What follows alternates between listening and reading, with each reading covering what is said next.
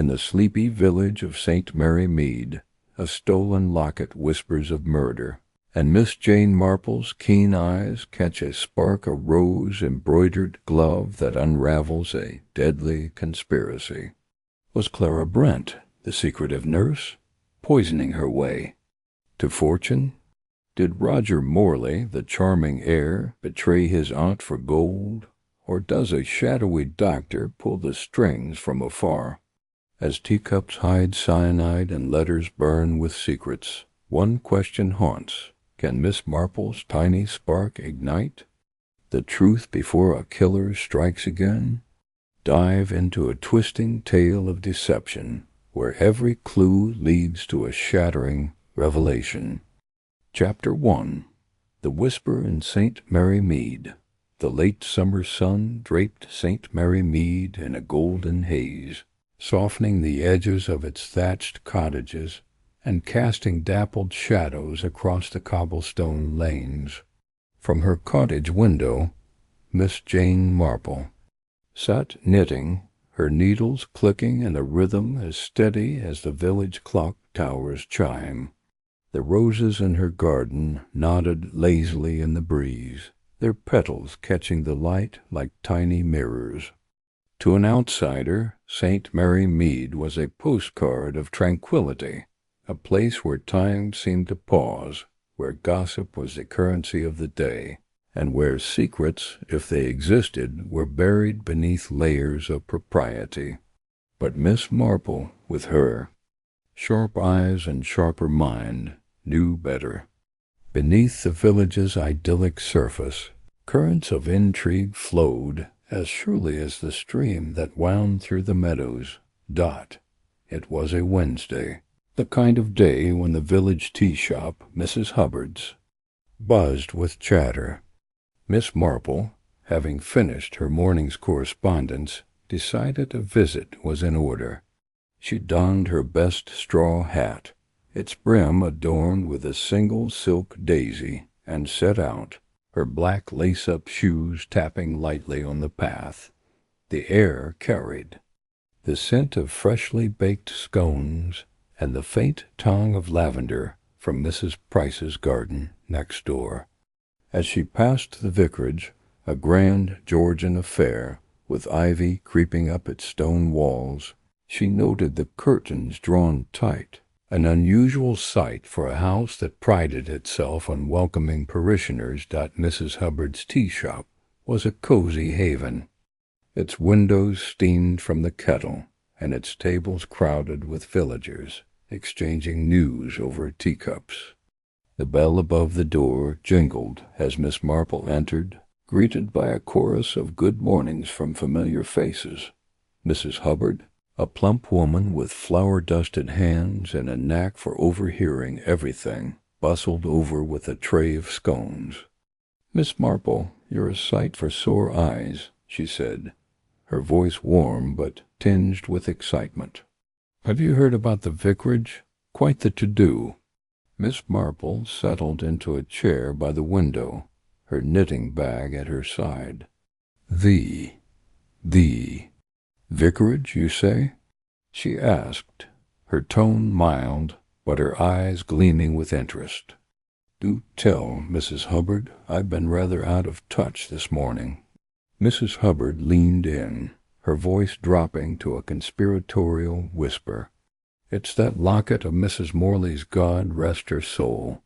Stolen, they say, right from the vicarage. Mrs. Price is in a state. Says it vanished from the parlor table after the last prayer meeting. And you'll never guess who they're pointing fingers at. Clara Brent, that new nurse who's taken up at Rose Cottage." Miss Marple's needles paused mid-stitch, though her expression remained serene.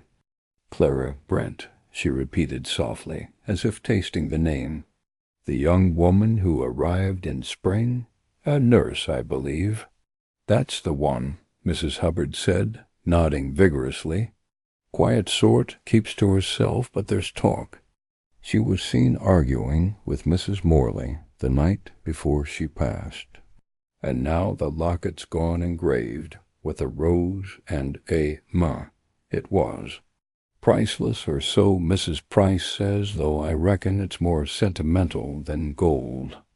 Miss Marple resumed her knitting, her mind already sifting through the details. Mrs. Elspeth Morley, a widow of considerable means, had died a month ago, her heart failure deemed natural by Dr. Haydock. The village had mourned her, for she was a pillar of St. Mary Mead, generous with her donations to the church, if a touch imperious in her manner. Her locket, a family heirloom, was well known, often seen glinting at her throat during Sunday services. Its theft, so soon after her death, was more than idle gossip. It was a spark, a tiny flare in Miss Marple's mind that hinted at something. "Peeper, an argument, you say?" Miss Marple prompted, her voice gentle but probing. "What was the nature of it?" Mrs. Hubbard glanced around, ensuring no one was too close, then leaned closer. Mrs. Price overheard it herself, out by the vicarage rose garden. Clara was all in a huff, saying something about promises kept, and not owing anyone. Mrs. Morley sounded sharp, told her to mind her place. Next morning Mrs. Morley was found dead in her bed, and now the locket's gone. Makes you wonder, doesn't it? "Indeed it does," Miss Marple said, her eyes drifting to the window, where the village green stretched out, dotted with villagers heading to market. "And has anyone spoken to Miss Brent about this?" "Not yet," Mrs. Hubbard said, straightening up as a customer signaled for more tea. "But mark my words, Miss Marple, there's more to that girl than meets the eye. Those gloves she wears fancy ones with roses stitched on 'em. Bit too grand for a nurse, if you ask me." Miss Marple nodded, filing away the detail about the gloves. She thanked Mrs. Hubbard and sipped her tea, her thoughts racing. A stolen locket, an argument, a sudden death, and a nurse with rose embroidered. Gloves, each piece was a thread in a tapestry that was only beginning to take shape. She decided a visit to the vicarage was in order, not only to offer condolences for the theft, but to observe Mrs. Price's state of mind and perhaps catch a glimpse of Clara Brent. The vicarage was a short walk, its stone path lined with hollyhocks swaying in the breeze. Miss Marple knocked, and the door was opened by Mrs. Price, a thin, nervous woman whose eyes darted like a startled bird's. "Oh, Miss Marple," she said, her voice trembling. "What a kind surprise. Do come in. I'm all at 6s and 7s with this dreadful business." The parlor was a picture of genteel chaos. Hymnals stacked haphazardly, a vase of wilting roses on the table, and a tea tray with cups askew. Mrs. Price gestured to a chair, her hands fluttering. "It's the locket, you see," she said, sinking into a seat. It was Elspeth's pride and joy, left to the church in her will. "I'd set it on the parlor table after the prayer meeting, meaning to lock it away, but then it was gone. And Clara Brent was the last to leave that night." Miss Marple tilted her head, her expression one of polite concern. "Miss Brent seems to have caused quite a stir. I understand there was an altercation with Mrs. Morley." Mrs. Price's cheeks flushed. "Oh, yes, I shouldn't have eavesdropped, but I couldn't help it." It was the evening before Elspeth died, out by the rose garden. Clara was so agitated, saying, "You can't hold that over me forever." Elspeth snapped back, "Something about knowing your place and debts unpaid. I didn't think much of it then, but now, with the locket missing—" Her voice trailed off, her fingers twisting a handkerchief dot. Miss Marple nodded, her mind cataloguing every word. And the locket, was it valuable in a monetary sense, or more a keepsake? Both, I'd say, Mrs. Price replied. Gold with a rose engraving and those initials. Ima Elspeth wore it always, said it was a gift from her late husband.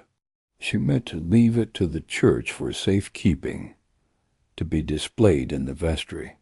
To think it's been stolen, it's a desecration. Miss Marple murmured sympathetically, her eyes scanning the room. A small writing desk caught her attention, its surface cluttered with papers and a parish newsletter. "May I?" she asked, gesturing toward it. Mrs. Price nodded, distracted by her own agitation. As Miss Marple sifted through the papers, she found a newsletter from the previous month, its margin scribbled with a note, "C.B. to London, 12th. The date was 2 days before Elspeth's death. Clara Brent, it seemed, had ties beyond St. Mary Mead. "Mrs. Price," Miss Marple said, holding up the newsletter, "do you recall Miss Brent traveling recently?" Mrs. Price frowned. "Why, yes, she went to London for a day, said it was for a medical conference. Came back looking rather pale, now that I think of it." Miss Marple tucked the newsletter into her bag, her mind buzzing. A trip to London, an argument, a stolen locket, and a death too convenient to be chance. Her spark was growing, a flicker of suspicion that Clara Brent was more than a quiet nurse. But she needed more than gossip and circumstance. She needed evidence. The church fete that afternoon offered the perfect opportunity to observe Clara Brent in her element. The village green was transformed into a kaleidoscope of color. Stalls laden with jams and knitted scarves, children darting about with sticky toffee apples, and the vicar's choir warbling hymns under a striped marquee. Miss Marple, her hat tilted against the sun, strolled among the crowd, her knitting bag slung over her arm like a shield. She spotted Clara near the cake stall, her auburn hair pinned neatly under a straw hat, her dress a simple blue muslin that belied her elegant gloves. Those gloves, white silk with delicate rose embroidery, stood out like a beacon. Clara was serving slices of Victoria sponge, her smile polite but strained. Miss Marple approached, her demeanor that of a kindly aunt. "Miss Brent, how lovely. To see you helping out," she said, her voice warm. "Those gloves are quite charming. A family heirloom, perhaps?" Clara's smile faltered, her hands pausing mid-slice. "Oh, these a gift from a friend in London," she said, her voice tight. "I wear them for special occasions." "They're exquisite," Miss Marple said, her eyes noting the way Clara's fingers trembled slightly. "The rose design reminds me of Mrs. Morley's locket. Such a pity about its loss." Clara's eyes flickered, a shadow crossing her face. "Yes, dreadful," she murmured, turning to serve another customer. But Miss Marple caught the glance Clara cast toward the vicarage, as if expecting pursuit. The fete buzzed on, with villagers haggling over jars of marmalade and children playing tag among the stalls. Miss Marple lingered, chatting with the postmistress, Miss Weatherby, who had a memory for letters as sharp as a tack. "Miss Brent's been getting post from London," Miss Weatherby confided, her eyes gleaming with the thrill of gossip. "Regular. Letters from a Dr. Harold Vance, thick envelopes they were, and she always looked nervous collecting them." Miss Marple's heart quickened, though her face remained placid. "Dr. Vance, you say? A colleague of Miss Brent's, perhaps?" "Could be," Miss Weatherby said, lowering her voice. "Though I heard he was struck off in London years ago, something about a patient dying under his care. Not that I'd spread such talk, mind you. Of course not, Miss Marple said, patting her arm. You're the soul of discretion. As the fete wound down, Miss Marple made her way to the church, where the vicar, Mr. Price, was overseeing the flower arrangements. He was a wiry man with a perpetually worried expression, his glasses slipping down his nose as he adjusted a vase. "Of Lily, Miss Marple," he greeted. "You're a godsend in these troubled times. This locket business has poor Mrs. Price in a tizzy." "I can imagine," Miss Marple said, her tone soothing. "I wonder, Mr. Price, did you notice anything unusual at the last prayer meeting? Anyone lingering near the parlor table?" Mr. Price frowned, pushing his glasses up. "Well, now that you mention it, Clara Brent stayed late, helping tidy up. She was near the table when I locked the vestry. I didn't think anything of it. She's always so helpful." Miss Marple nodded, her mind racing. Clara's presence at the scene of the theft, her argument with Elspeth, her London letters, and those rose-embroidered gloves, each piece was a fragment of a puzzle, and Miss Marple's spark was now a steady flame. She thanked Mr. Price and stepped into the church, its cool stone interior a contrast to the sunlit green outside. The stained glass windows cast jewel-like patterns on the pews, and a faint scent of wax and roses lingered dot at the vestry. Miss Marple examined the parlor table, where the locket had last been seen. It was a sturdy oak piece, its surface polished to a sheen, with a small drawer that caught her eye. She opened it, finding only a few hymnals and a pencil, but beneath a loose paper she discovered a tiny scrap of fabric silk, embroidered with a rose torn as if caught in haste. It matched Clara's gloves perfectly. Her heart gave a little leap, but she tucked the scrap into her bag without comment. The church was quiet, save for the distant hum of the fete, and Miss Marple sat in a pew, her knitting needles resuming their dance. The locket's theft was no random act. It was tied to Elspeth's death, and Clara Brent was at the heart of it. But why steal a locket after a murder? Was it a trophy, a cover-up, or something more? As evening fell, Miss Marple returned to her cottage, the village now cloaked in twilight. She lit a lamp and spread her findings on her dining table, the newsletter, with Clara's London trip, the fabric scrap, and her notes from Mrs. Hubbard and Miss Weatherby. The spark in her mind burned brighter, illuminating a path toward truth. Clara's nursing background suggested access to medicines, perhaps even poisons. Elspeth's heart failure, so easily accepted, now seemed suspect, and Dr. Vance's letters hinted at a connection beyond St. Mary Mead, one that might hold the key to the locket's significance. Miss Marple penned a letter to Inspector Craddock, her old friend at Scotland Yard, requesting details on Dr. Harold Vance and his history with Clara Brent.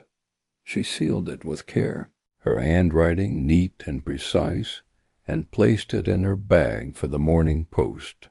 Then, settling by the fire with her knitting, she let her thoughts wander. St. Mary Mead was a village of secrets, and Clara Brent was hiding one worth killing for. The locket with its rose engraving was more than a trinket. It was a clue, a thread that could unravel a tapestry of deceit. Chapter 2. The Nurse's Secret. The late afternoon sun cast a golden haze over St. Mary Mead, softening the edges of the village's thatched cottages and bathing the cobblestone lanes in a warm, honeyed glow. Miss Jane Marple sat by her cottage window, her knitting needles clicking rhythmically, their soft percussion a counterpoint to the hum of village life outside.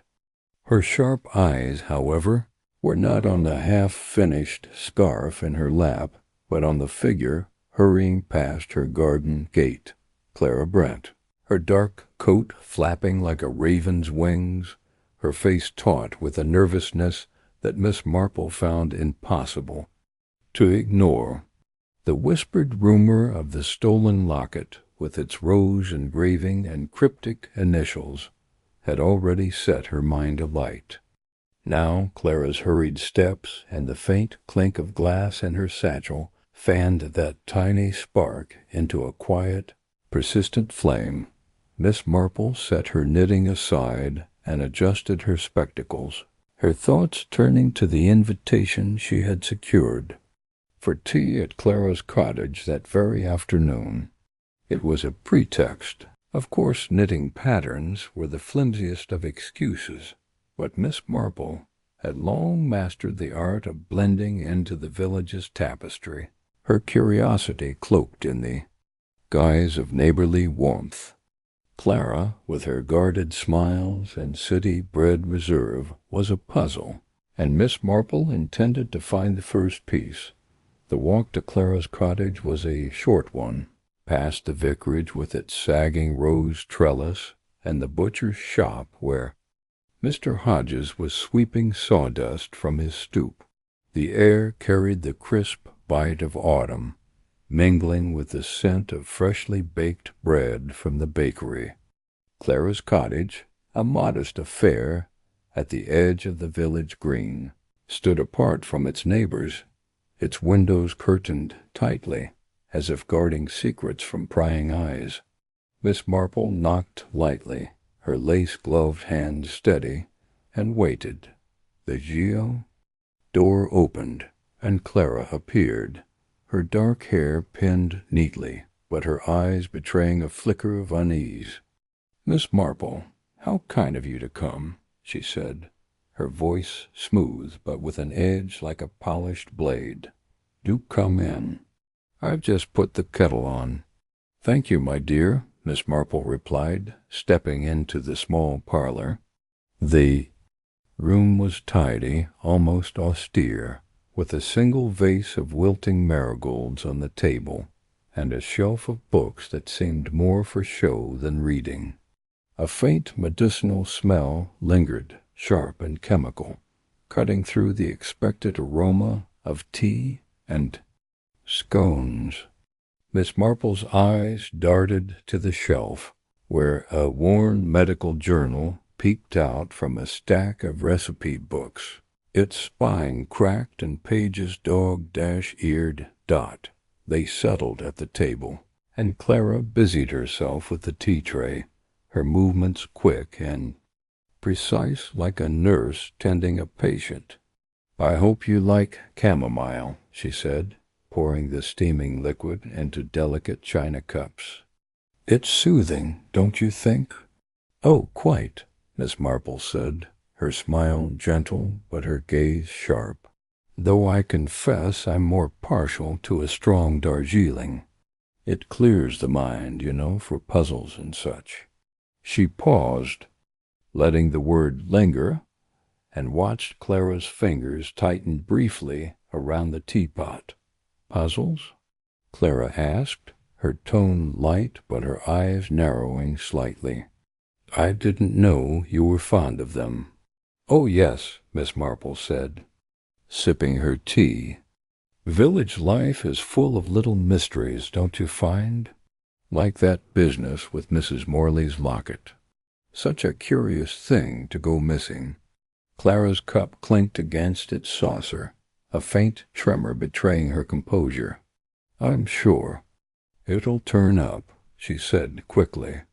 "People misplace things all the time." "Indeed," Miss Marple agreed, her voice soft as velvet.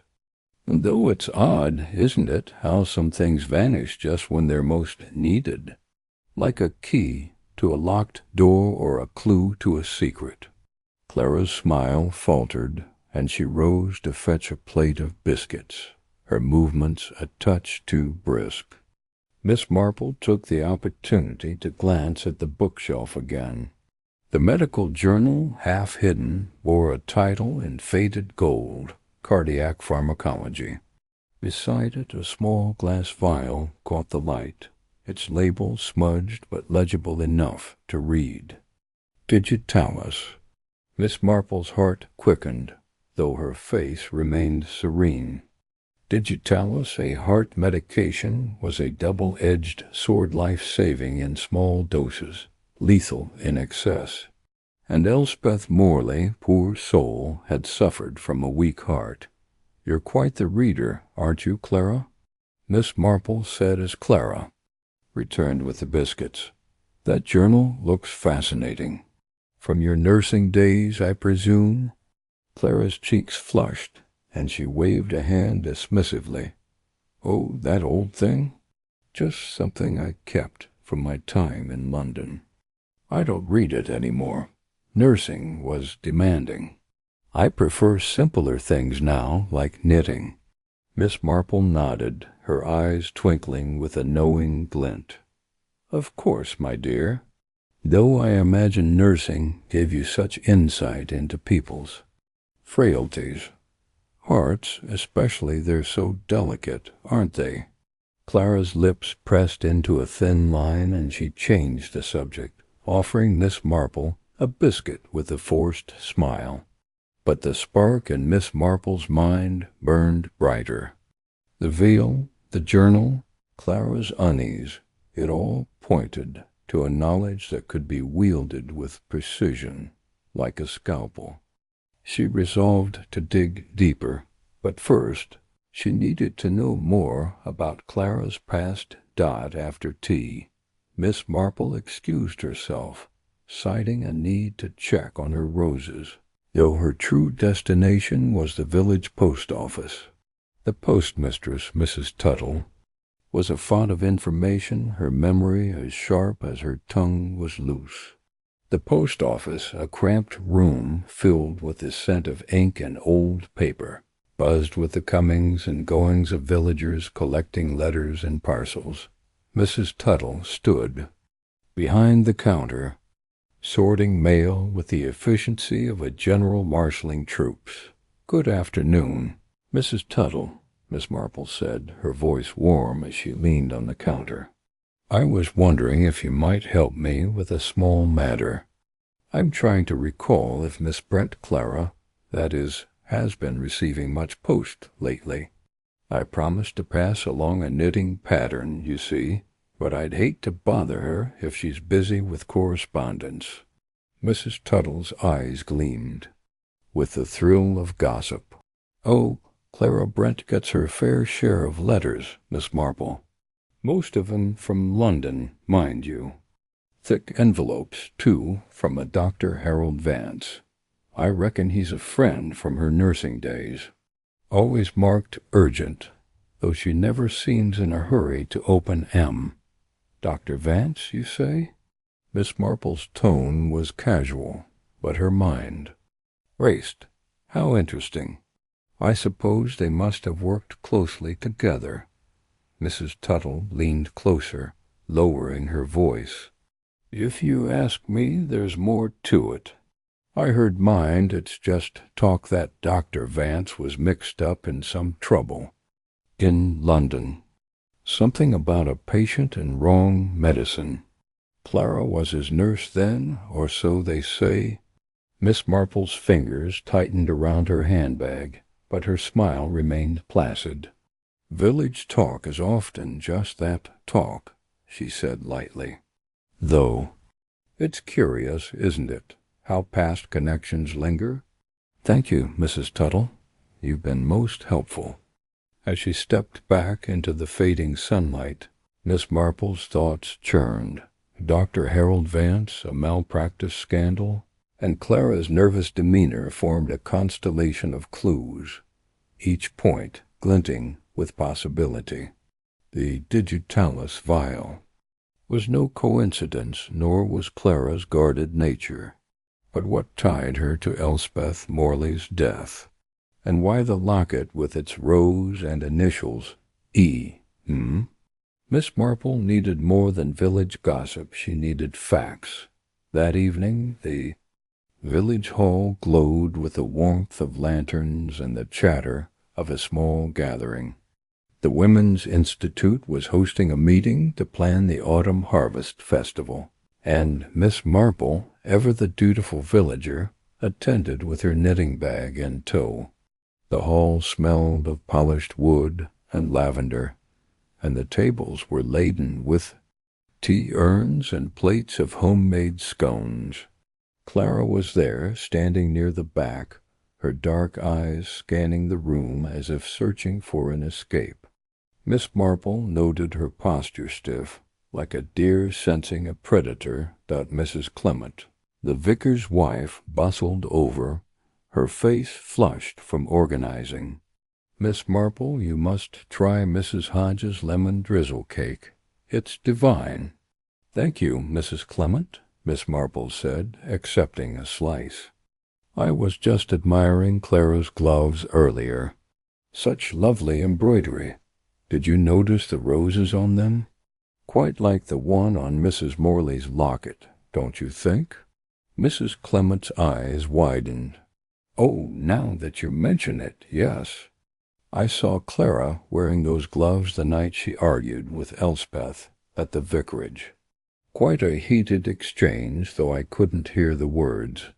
Elspeth was terribly upset afterward, clutching that locket of hers." Miss Marple's heart gave a little leap, but she kept her expression mild. "How curious," she murmured. "I suppose arguments do flare up, especially over sentimental things." Did Clara seem distressed?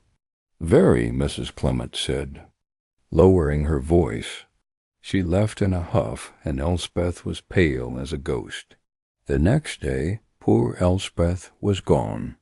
"Heart failure," they said, "but it's odd, isn't it? She seemed so lively before." Miss Marple nodded, her mind weaving threads together. The argument, the locket, the digitalis, Dr. Vance's letters, it was a tapestry of deceit, and Clara was at its center. But was she the weaver, or merely a thread pulled by another's hand? As the meeting droned on, Miss Marple slipped away to a quiet corner, pulling out her notebook. She jotted down the facts: Clara's nursing background, the medical journal, the digitalis vial, Dr. Vance's letters, the malpractice scandal, the rose-embroidered gloves, and the argument with Elspeth. Each piece was a spark, and, together, they formed a fire that illuminated a chilling possibility. Elspeth's death was no accident. She sealed the envelope, her lips curving into a faint smile. The spark in her mind burned steadily now, fueled by the clues she had gathered. Clara's secret was unraveling, thread by thread, and Miss Marple was determined to follow it to its source. She sipped her tea, the chamomile bitter on her tongue, and thought of Elspeth Morley, whose locket had sparked this quiet crusade. The village of St. Mary Mead slept peacefully outside, but within Miss Marple's cottage the wheels of justice were turning.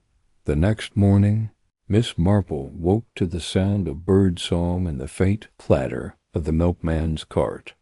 She dressed carefully, choosing a tweed skirt and a lavender cardigan, her appearance as unassuming as ever, but her mind was anything but quiet. The postmistress's revelation about Dr. Vance had opened a new avenue, and Miss Marple intended to explore it before Clara could cover her tracks. She made her way to the village green, where the market was in full swing, stalls brimmed with apples, pumpkins, and jars of homemade jam, and the air buzzed with the chatter of vendors and shoppers. Clara was there, haggling over a basket of pears, her face composed but her hands fidgeting with her gloves, those same rose-embroidered gloves that had caught Miss Marple's eye. She approached, her smile disarming. "Good morning, Clara," she said. What a lovely day for the market. I was just thinking of our chat yesterday. You must miss nursing with all its challenges and responsibilities." Clara's eyes flicked to Miss Marple, a shadow passing over them. "It was demanding work," she said curtly. "I'm happier here, away from all that." "Of course," Miss Marple said, her tone sympathetic, "though I imagine you still hear from old colleagues. Dr. Vance, for instance? Mrs. Tuttle mentioned he writes to you often." Clara's hand froze on the pear she was inspecting, and for a moment her composure cracked. "Mrs. Tuttle talks too much," she snapped, then softened her tone. "Dr. Vance was my employer, nothing more. We exchanged letters occasionally. Old habits, you know." Miss Marple nodded, her eyes twinkling. "Old habits do linger, don't they? Like keeping a vial of digitalis on a shelf, perhaps, for sentimental reasons?" Clara's face paled, and she turned away, muttering an excuse about needing to finish her shopping. Miss Marple watched her go, her heart beating with the thrill of the chase. The spark was now a flame, and she was closer than ever to uncovering the truth. Over the next few days, Miss Marple kept a discreet eye on Clara, noting her comings and goings. The young woman seemed increasingly on edge, her glances darting toward the post office as if expecting something or someone. Miss Marple, meanwhile, busied herself with village life, attending a knitting circle, helping with the church flowers, and chatting with neighbors, all while gathering scraps of information. The baker mentioned Clara's late-night walks, the grocer noted her purchases of bitter herbs, and the blacksmith saw her lingering near the vicarage gate, her eyes fixed on the rose trellis. Each detail was a brush stroke in the portrait Miss Marple was painting, and the image was growing clearer. Clara's nursing skills, her connection to Dr. Vance, the digitalis, the locket, the argument with Elspeth all pointed to a calculated act, not a random theft, but the motive remained elusive. Was it greed, revenge, or something deeper? And where did the locket fit in, with its rose and initials? On the third day, a letter arrived from Inspector Craddock, its contents brief but illuminating. Dr. Vance had been dismissed from his London practice after a patient died from an overdose of digitalis, with Clara as his assistant. The case was hushed up, but rumors of negligence lingered. Miss Marple read the letter twice, her fingers tracing the words. The spark in her mind blazed now, a beacon guiding her to the heart of the mystery. That evening Miss Marple attended a village dance at the hall, her presence unremarkable amid the swirl of music and laughter. Clara was there, dancing with Roger Morley, Elspeth's nephew, her movements stiff despite the lively tune. Roger, a handsome man with a forced smile, seemed equally ill at ease, his hand lingering too long on Clara's arm. Miss Marple watched from a corner, her knitting needles idle for once, her eyes missing nothing dot as the dance ended. Clara stepped away, and a handkerchief slipped from her pocket, fluttering to the floor. Miss Marple, quick despite her years, retrieved it before Clara could notice. The fabric was fine linen, monogrammed with H.V. Dr. Vance's initials. Her heart quickened. Was Clara carrying a token of her old employer, or was this a clue to a deeper alliance? She tucked the handkerchief into her bag, her mind racing. The dance continued, but Miss Marple slipped out into the cool night air, her thoughts a whirlwind of connections. The locket, the digitalis, Dr. Vance, the handkerchief, Roger's involvement, it was a puzzle with too many pieces, but Miss Marple was patient. She would fit them together, one by one, until the picture was complete. Back at her cottage, Miss Marple lit a lamp and spread her notes across the table.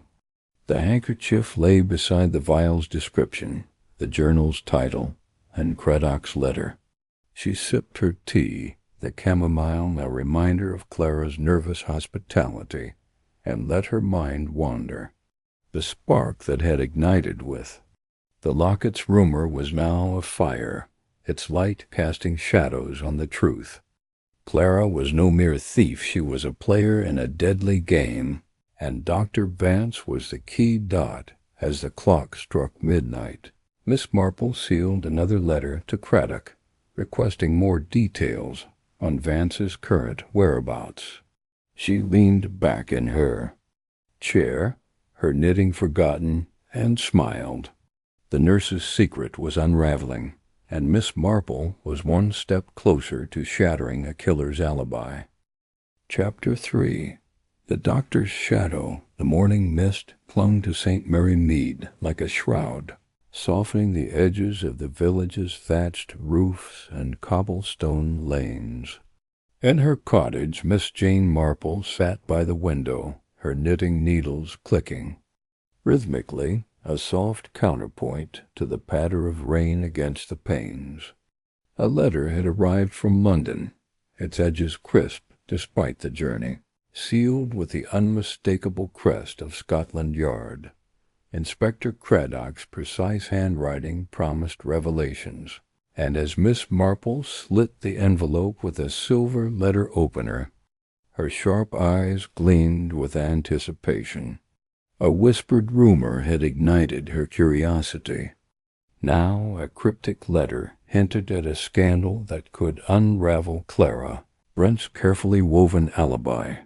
The letter was brief but potent, like a drop of ink in clear water, spreading tendrils of implication. Dr. Harold Vance, it revealed, had been dismissed from St. Bartholomew's Hospital 3 years prior, accused of prescribing dangerous doses of digitalis to patients with weak hearts. Clara Brent, then a nurse under his supervision, had been his assistant during the incident, though no formal charges were pressed against her. The hospital's board had hushed the matter, citing administrative errors, but whispers of malpractice lingered like smoke. Craddock's note ended with a caution. Vance's current whereabouts were unknown, but his name had surfaced in a recent inquiry about forged prescriptions in London's less reputable clinics. Miss Marple folded the letter, her lips pursed. The spark in her mind, kindled by Clara's rose-embroidered glove, flared brighter.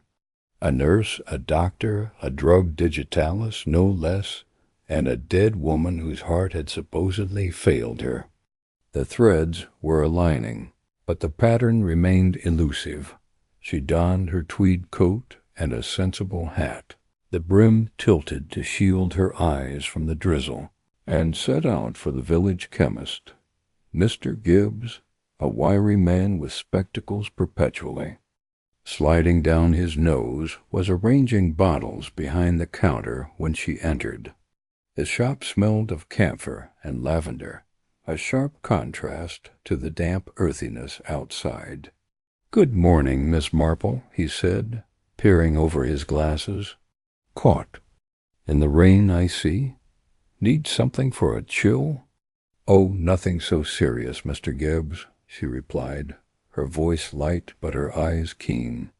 "I was merely curious about Mrs. Morley's prescriptions. Poor Elspeth. Her heart trouble must have kept you busy." Mr. Gibbs hesitated, his fingers pausing on a bottle of liniment.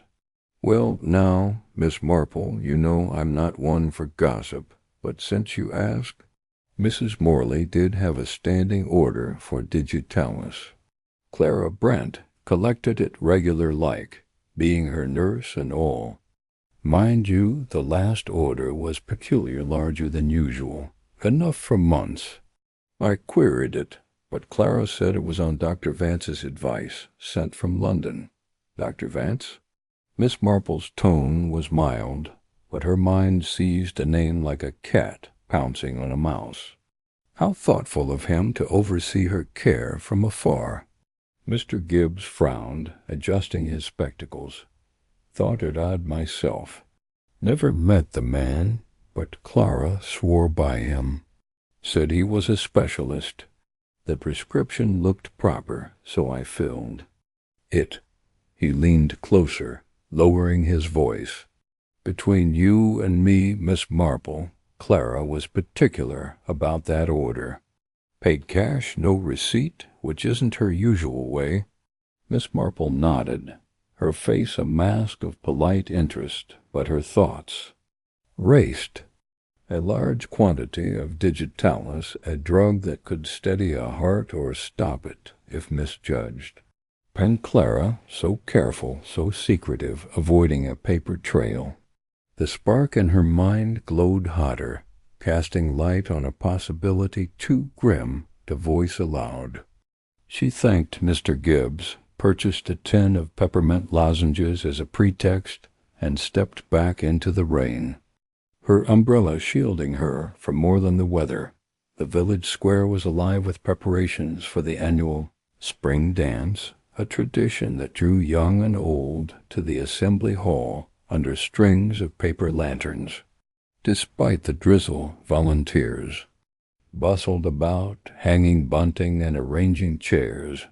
Miss Marple, ever the observer, lingered near the hall's entrance, her eyes scanning the crowd.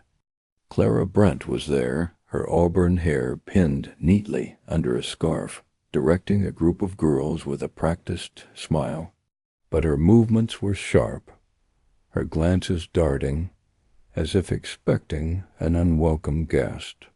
Miss Marple's gaze shifted to Roger. Morley, Elspeth's nephew and sole heir, who lounged against a lamp-post, his tailored suit at odds with his restless demeanor. He was handsome in a careless way, his dark hair falling over one eye, but his smile seemed forced as he approached Clara. Their conversation was brief but charged, their heads bent close under the pretense of examining a tray of pastries. Miss Marple, sipping tea at a nearby stall, watched as Clara's hand brushed Roger's sleeve, a gesture too familiar for mere acquaintances.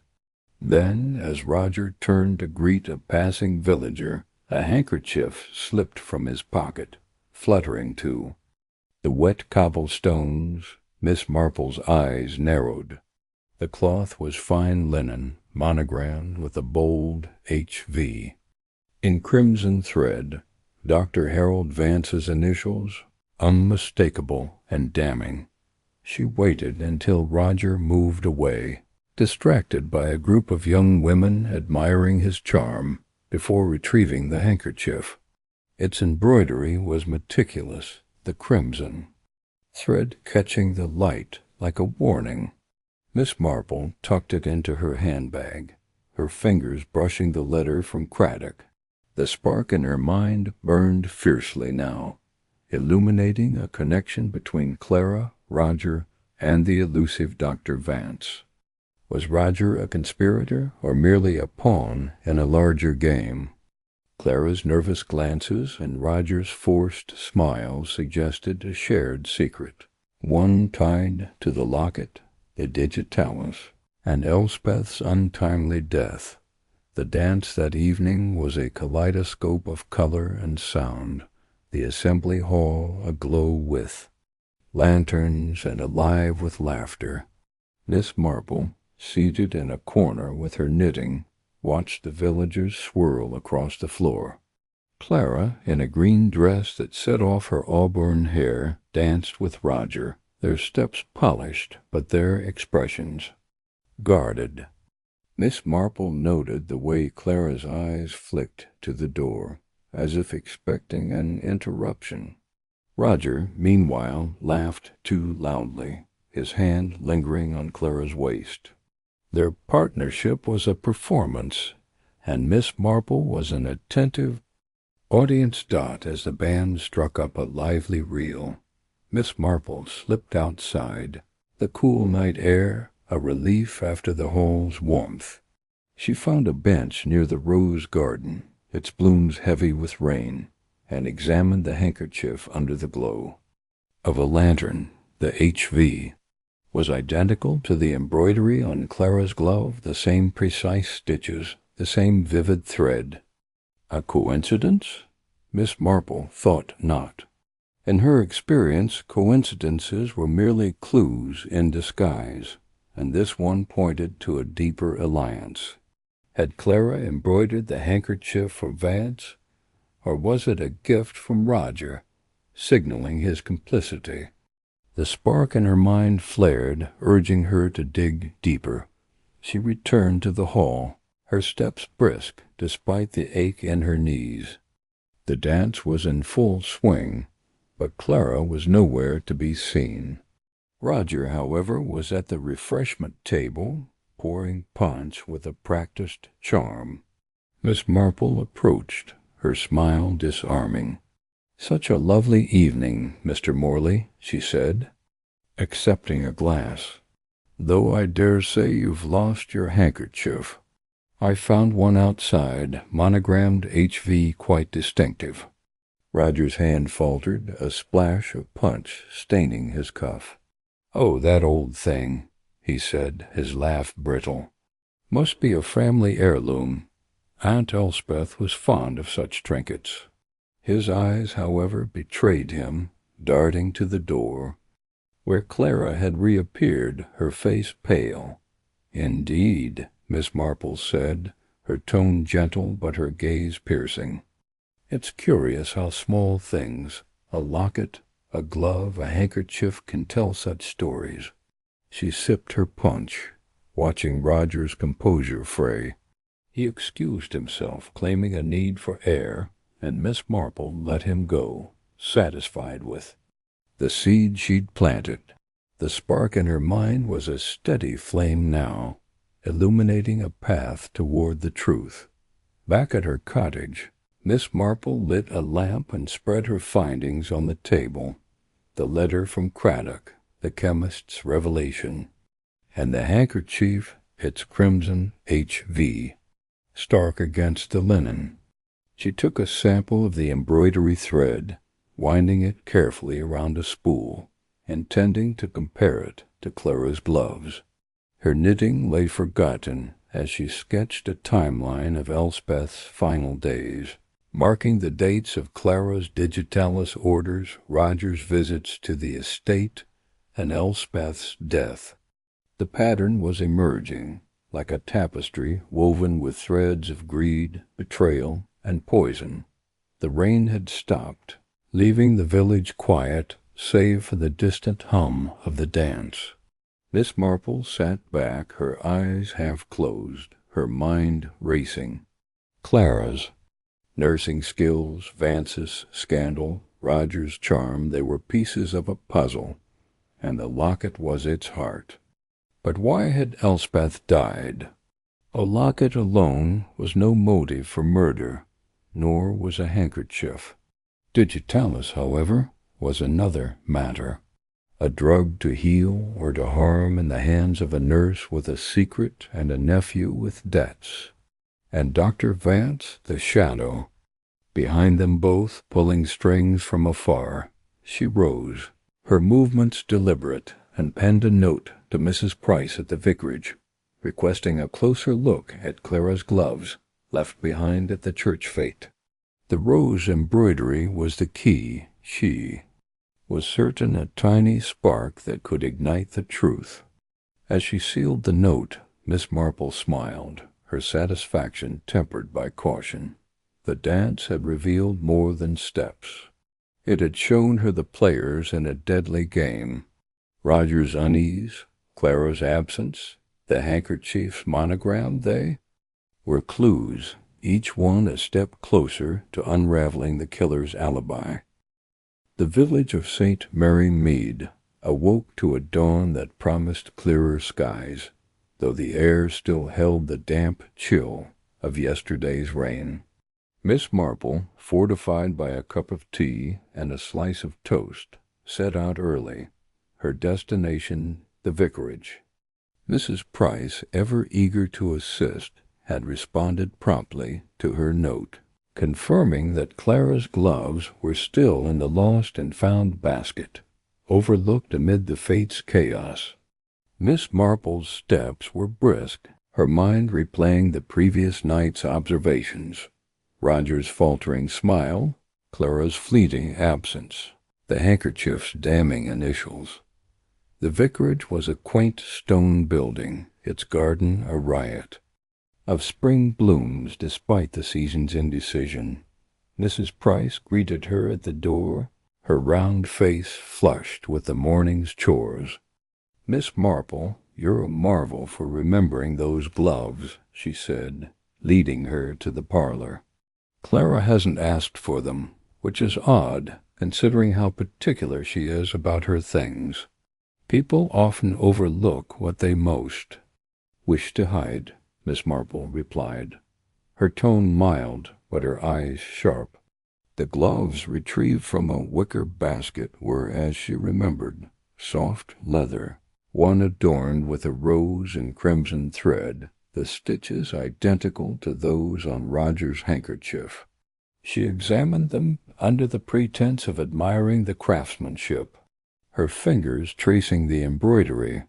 "Such fine work," she murmured, "almost professional. Do you know where Clara has such things made?" Mrs. Price shook her head. "She's clever with a needle herself, I hear. Made a set of cushions for the church last year. But those gloves, she said they were a gift from a friend in London." "A friend?" Miss Marple echoed, her mind seizing the word. "Dr. Vance, perhaps? Or Roger, binding himself to Clara with a gift that mirrored her own secrets." She thanked Mrs. Price, slipping a sample of the glove's thread into her handbag beside the handkerchief's spool. The spark in her mind was a beacon now, guiding her toward a truth she could almost grasp. Her next stop was the village hall, where the dance's decorations were being dismantled. The postmistress, Miss Weatherby, was there, her sharp tongue recounting the evening's gossip. "Roger Morley was in fine form last night," she said, her eyes gleaming, "dancing with Clara like they were old friends. But I saw him slip. Out for nigh on 20 minutes, and Clara wasn't far behind.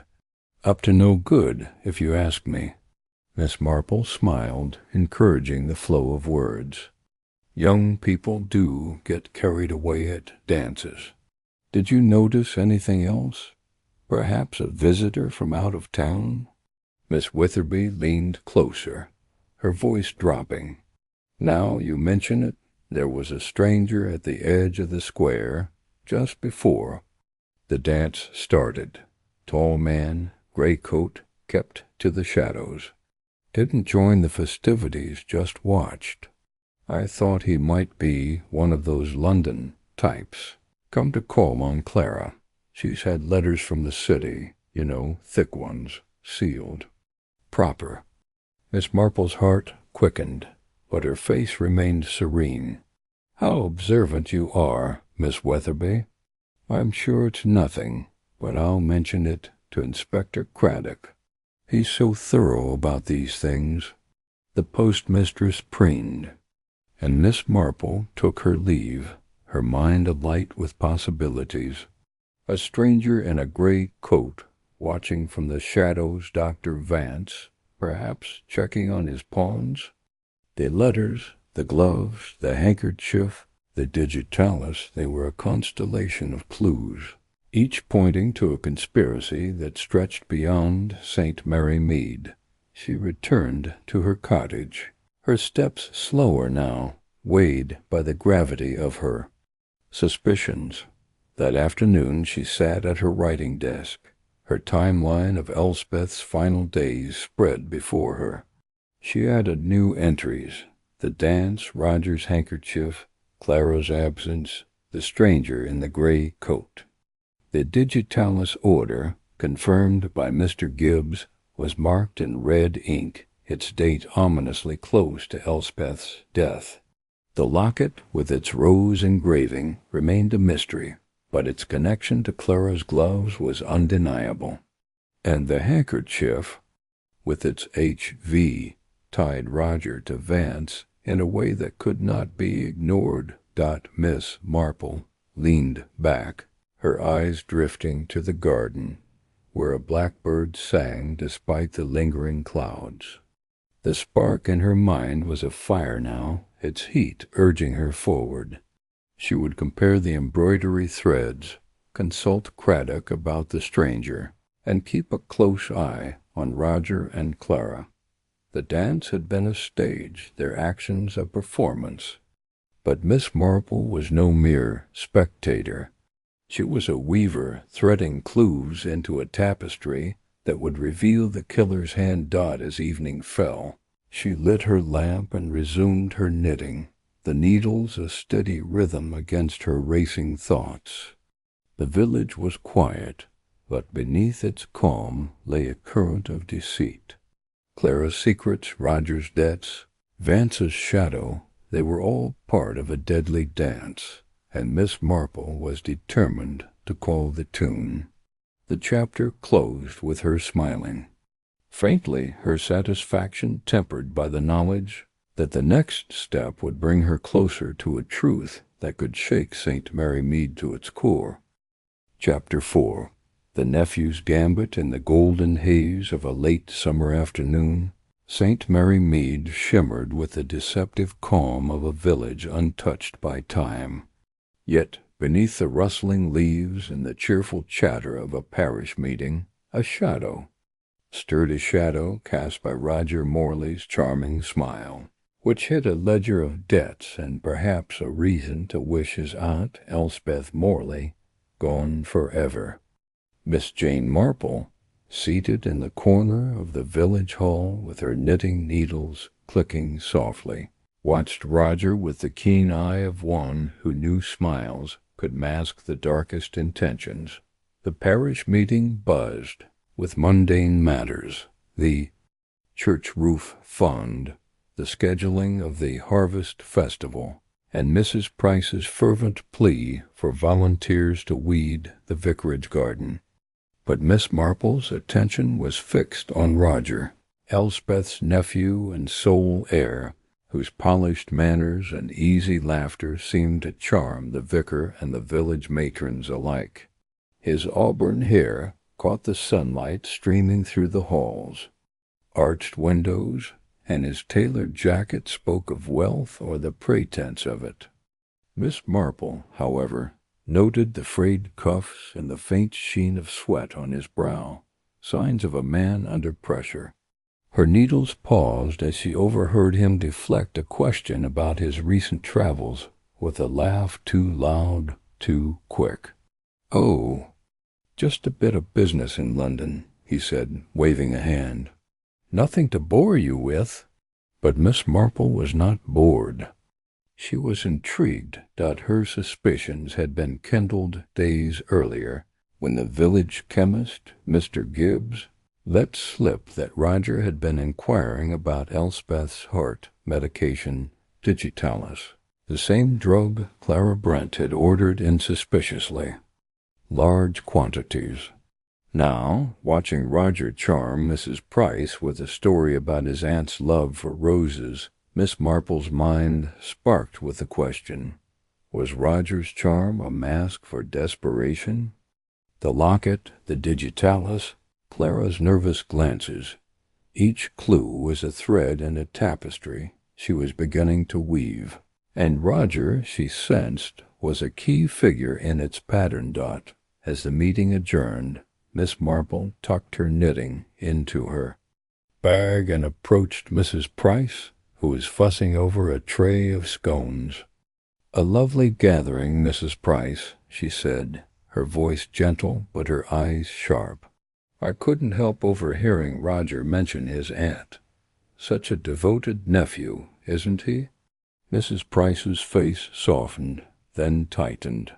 "Oh, yes, Roger was always Elspeth's favorite. But—" she hesitated, glancing toward Roger, who was now laughing with the vicar by the door. "He's had troubles, you know, business troubles. Elspeth was worried about him, said he'd been reckless with money." Miss Marple's smile was encouraging, her silence an invitation. Mrs. Price leaned closer, lowering her voice. "She told me just before she passed that she was thinking of changing her will. Didn't want Roger squandering her estate."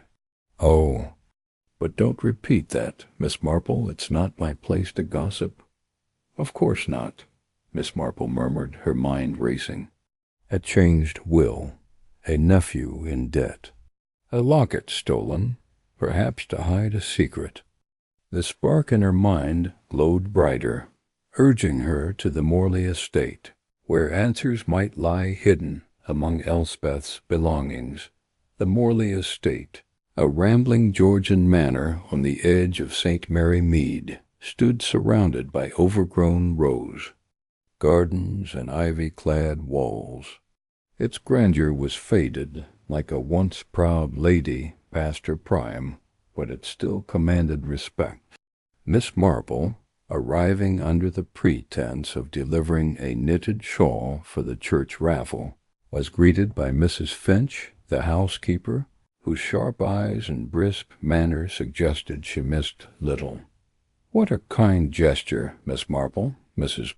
Finch said, ushering her into the hall. "Though I dare say the house feels empty without Mrs. Morley. Roger's been staying here, but he's out most days business, he says." Miss Marple nodded, her gaze sweeping the hall's dark wood paneling, and the portrait of Elspeth Morley above the fireplace. The late matriarch stared down, her eyes stern, her hand resting on a rose-embroidered shawl. "Such a lovely portrait," Miss Marple remarked. "Mrs. Morley had a fondness for roses, didn't she?" "Oh, yes," Mrs. Finch said, warming to the topic. "She grew them herself, prize-winning ones. That shawl was her favorite. Clara Brent made it for her, you know. Such a skilled needlewoman, though I never took to her myself." Too secretive, Miss Marple's heart quickened.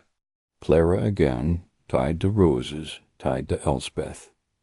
Clara was close to Mrs. Morley, then?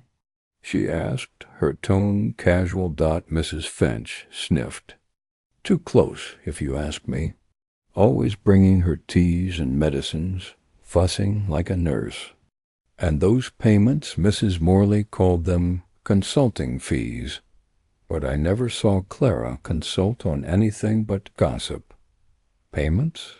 Miss Marple's voice was soft, but her eyes gleamed. Mrs. Finch hesitated, then gestured toward the study. "In the ledger behind the portrait. Mrs. Morley kept everything there. I shouldn't say, but— Well, you're a sensible sort, Miss Marple." Promising to return the shawl later, Miss Marple slipped into the study, her footsteps muffled by the thick carpet. The room smelled of old books and wax polish, its shelves lined with leather-bound volumes and framed photographs of Elspeth. Her roses. The portrait loomed above a mahogany desk, and Miss Marple, with a glance at the door, eased it aside. Behind it, tucked into a recess, was a slim ledger, its pages yellowed but meticulously kept. Her fingers trembled slightly as she opened it. The entries were in Elspeth's precise hand, detailing household expenses, charitable donations, and then there it was. Consulting fees, C. Brent, followed by sums far too large for needlework or companionship. The dates stretched back. Months with the final entry, £200, marked the day before Elspeth's death. Miss Marple's breath caught. Consulting fees or hush money for what? A secret tied to the locket, perhaps, or to Clara's nursing skills. As she traced the entries, a shadow fell across the page. Miss Marple? Mrs. Finch's voice was sharp with surprise. I didn't hear you come in here. Miss Marple closed the ledger with a calm smile. Just admiring the portrait, she said. The frame's quite intricate. I'll be off now, mustn't miss the garden party. Mrs. Finch's eyes narrowed, but she nodded, escorting Miss Marple out. As she left, Miss Marple slipped a torn page from the ledger into her sleeve, its ink detailing that final payment. Her spark burned brighter. Clara and Roger were linked, but how? The garden party, held in the vicarage's sprawling lawn, was a riot of color and chatter. Roses bloomed in every corner, their scent mingling with the aroma of fresh scones and lemonade. Miss Marple, in her best lavender dress, moved among the guests, her knitting bag at her side, her eyes scanning for Roger. He stood by a rose trellis, his charm in full force as he regaled a group with tales of his London ventures. But his eyes darted to Clara, who lingered near the tea tent, her gloves rose-embroidered clenched, tightly dot. Miss Marple approached Clara, offering a smile. Such lovely gloves, my dear. Did you embroider them yourself? Clara's face paled, her fingers tightening. Yes, I enjoy needlework, she stammered. Mrs. Morley liked them. They're quite distinctive, Miss Marple said, her tone mild but her gaze piercing, like the shawl in her portrait. You were very close to her, weren't you? Clara's eyes flipped to Roger, who was watching them. I helped with her medicines, she said quickly. She needed a nurse. Of course, Miss Marple said, patting her arm. Such a kind service. She moved away, her mind racing. Clara's fear, Roger's watchfulness, the ledger's payments were no coincidence. Were they allies, or was one manipulating the other? As the party wound down, Miss Marple lingered by the trellis, watching Roger slip a note into Clara's hand. Their eyes met briefly, a silent pact. Miss Marple's spark flared. They were conspirators, but in what? Murder, or something less lethal, but equally damning. That evening, in her cottage, Miss Marple spread the torn ledger page on her table, its figures stark under the lamplight. She sipped tea, her knitting idle, her mind weaving threads, the locket stolen from the vicarage, Clara's digitalis and rose-embroidered gloves, Roger's debts and Elspeth's will, the payments labeled consulting fees. Each clue pointed to a plan, but whose? Roger, desperate for his aunt's fortune? Clara, hiding a medical scandal? Or someone else, pulling strings from the shadows? She recalled a conversation with her nephew Raymond, a writer with a knack for human nature. People in debt, Aunt Jane, he'd said, will do desperate things, but they're rarely clever about it. Look for the one who's too clever by half. Roger's charm was practiced, but his nerves betrayed him. Clara's secrecy was practiced too, but her fear was raw. The ledger tied them together, but the locket engraved with a rose and initials held. The key dot, Miss Marple folded the ledger page, slipping it into her knitting bag. Tomorrow she would visit the vicarage again, to examine the locket if it was recovered. For now she was satisfied. Roger and Clara were linked, their motives tangled. In debt and secrecy, a spark in her mind burned steadily, guiding her toward the truth, one careful stitch at a time. Chapter 5. The Locket's Riddle, the Morning Mist, clung to the cobblestones of St. Mary Mead like a gossamer veil, softening the edges of the village's quaint cottages and lending an air of secrecy to the day. Miss Jane Marple, her straw hat tilted slightly against the damp, stepped lightly from the vicarage, her fingers brushing the smooth surface of a small silver locket in her pocket. The locket, recovered only yesterday by the vicar from Clara Brent's cottage, was no ordinary trinket. Its rose engraving and the initials E.M. had sparked a flicker in Miss Marple's mind, a flicker that now burned with the promise of revelation. She had always believed that the smallest objects could hide the greatest truths, and this locket, with its delicate craftsmanship, seemed to whisper of secrets too perilous to remain buried. The vicarage garden was a riot of late summer blooms, their colors muted by the fog, and Miss Marple paused to admire a cluster of roses, their petals heavy with dew. The sight stirred a memory of Clara's glove, embroidered with a single rose, and she wondered if the motif was mere coincidence or a deliberate echo of something more sinister.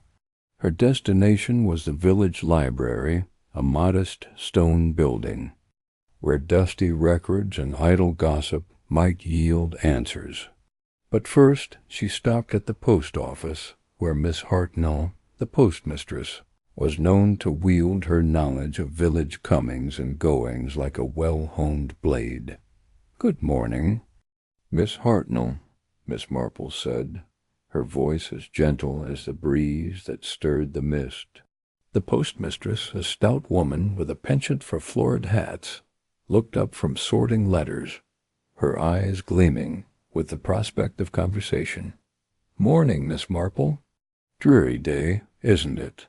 Makes one think of mysteries and secrets, though. I dare say you'd know more about that than most." Miss Hartnell's tone was teasing, but her gaze was sharp, fishing for tidbits to fuel the village's rumor mill dot.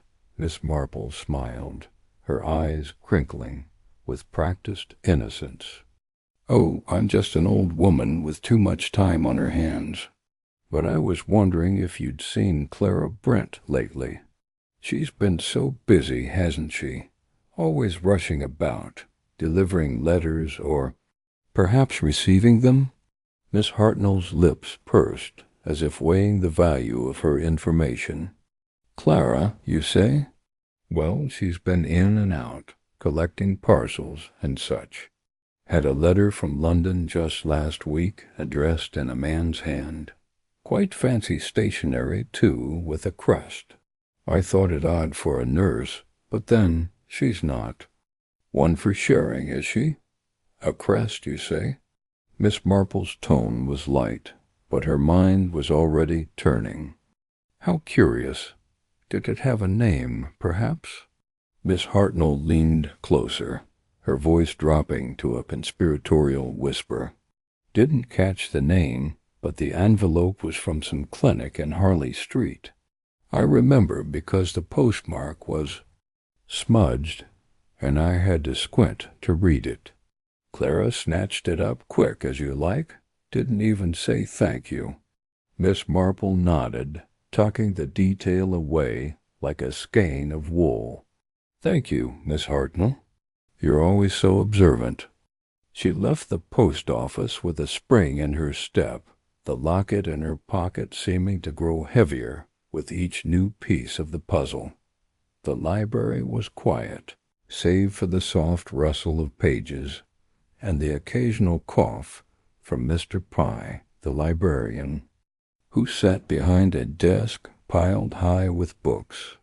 Miss Marple greeted him with a smile, her request for old newspapers and visitor logs couched in terms so polite he could hardly refuse. Settling into a corner with a stack of records, she began her search, her fingers tracing the faded ink of St. Mary Mead's comings and goings. It was in a dusty ledger, tucked between accounts of flower shows and parish meetings, that she found it, A note from last year, recording Mrs. Elspeth Morley's trip to London on December 4th. The entry was brief, almost overlooked, but it mentioned a consultant at a Harley Street clinic. Miss Marple's pulse quickened. The date matched the cryptic note inside the locket, 12 to 4, HV to EM, and the initials pointed to Dr. Harold Vance, the disgraced physician linked to Clara's past. Could Elspeth have met Vance that day, and if so, why? The locket itself demanded closer scrutiny. Miss Marple slipped it from her pocket, her fingers deftly exploring its surface. The silver was tarnished, but the rose engraving was pristine, its petals curling with an almost lifelike grace. She pressed gently along the edges, recalling a similar trinket from her youth, a gift from her nephew Raymond, which had hidden a tiny portrait inside. With a soft click, the locket sprang open, revealing not only the expected engraving of E-ing, but a hidden compartment, cunningly concealed behind a false back. Inside was a photograph, no larger than a postage stamp, showing a man with sharp features and a confident smile. Dr. Vance, she was certain from the description, Inspector Craddock had sent.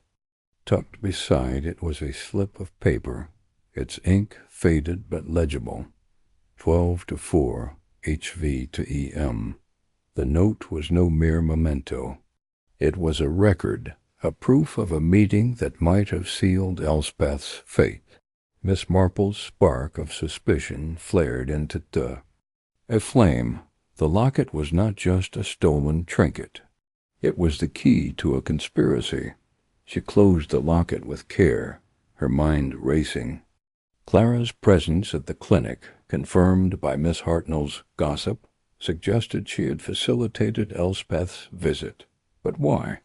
Had Vance prescribed something dangerous, using Clara's nursing skills to disguise it as routine care? And what? Of the locket, had Elspeth hidden the note to protect herself or to expose someone else? The library's clock chimed noon, pulling Miss Marple from her thoughts. She gathered her notes and headed for the vicarage, determined to compare the locket's rose engraving to Clara's glove. The village was stirring now, the mist lifting to reveal children playing in the square and shopkeepers sweeping their steps. But Miss Marple's focus was inward, piecing together the fragments of a puzzle that grew more intricate with each step. At the vicarage, Mrs. Price greeted her with a nervous smile, her hands fluttering like startled birds. "Oh, Miss Marple, you're back so soon. Have you found anything about that locket? It's caused such a stir, hasn't it?" "Only a little progress," Miss Marple said, her tone soothing. "Might I see Clara's glove again? The one with the rose embroidery. It's such a lovely design, and I'd like to sketch it for M.Y. niece." Mrs. Price fetched the glove from a drawer, her chatter filling the silence. "Clara left it here after the fete. She's been so distracted lately, always rushing off. I do hope she's all right." Miss Marple examined the glove, its rose embroidery a near-perfect match for the locket's design. The stitches were fine, almost professional, and she wondered if Clara had made it herself, perhaps as a token of loyalty to Vance. "It's exquisite," she murmured, sketching the pattern with quick, precise strokes. "Do you know where Clara learned such needlework?" Mrs. Price shook her head. "She's private about her past, but she did mention a sister in London who taught her, a seamstress, I think. Clara said she made the glove as a keepsake."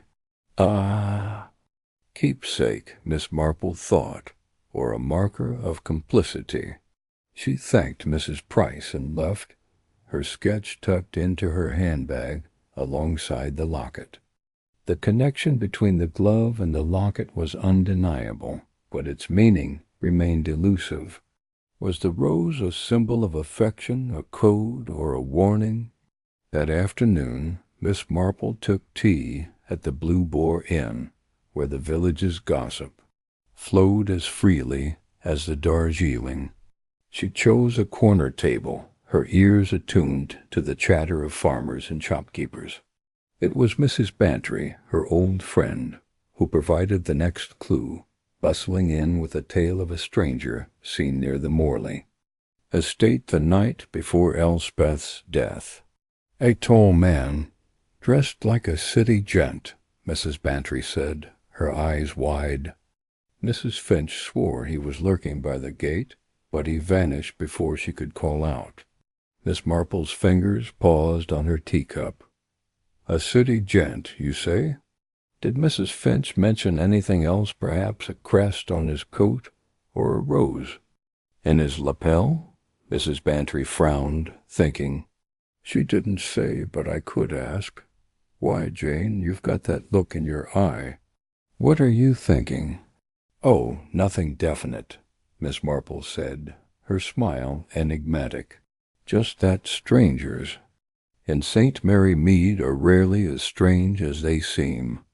The conversation shifted to village matters, but Miss Marple's mind was elsewhere, weaving threads of evidence into a tapestry of motive and opportunity. The stranger could be Vance, come to ensure his plan succeeded. The locket's note placed him with Elspeth on December 4th, and Clara's role as a nurse gave her access to the drugs that might have ended Elspeth's life. But the rose motif nagged at her its repetition in the locket.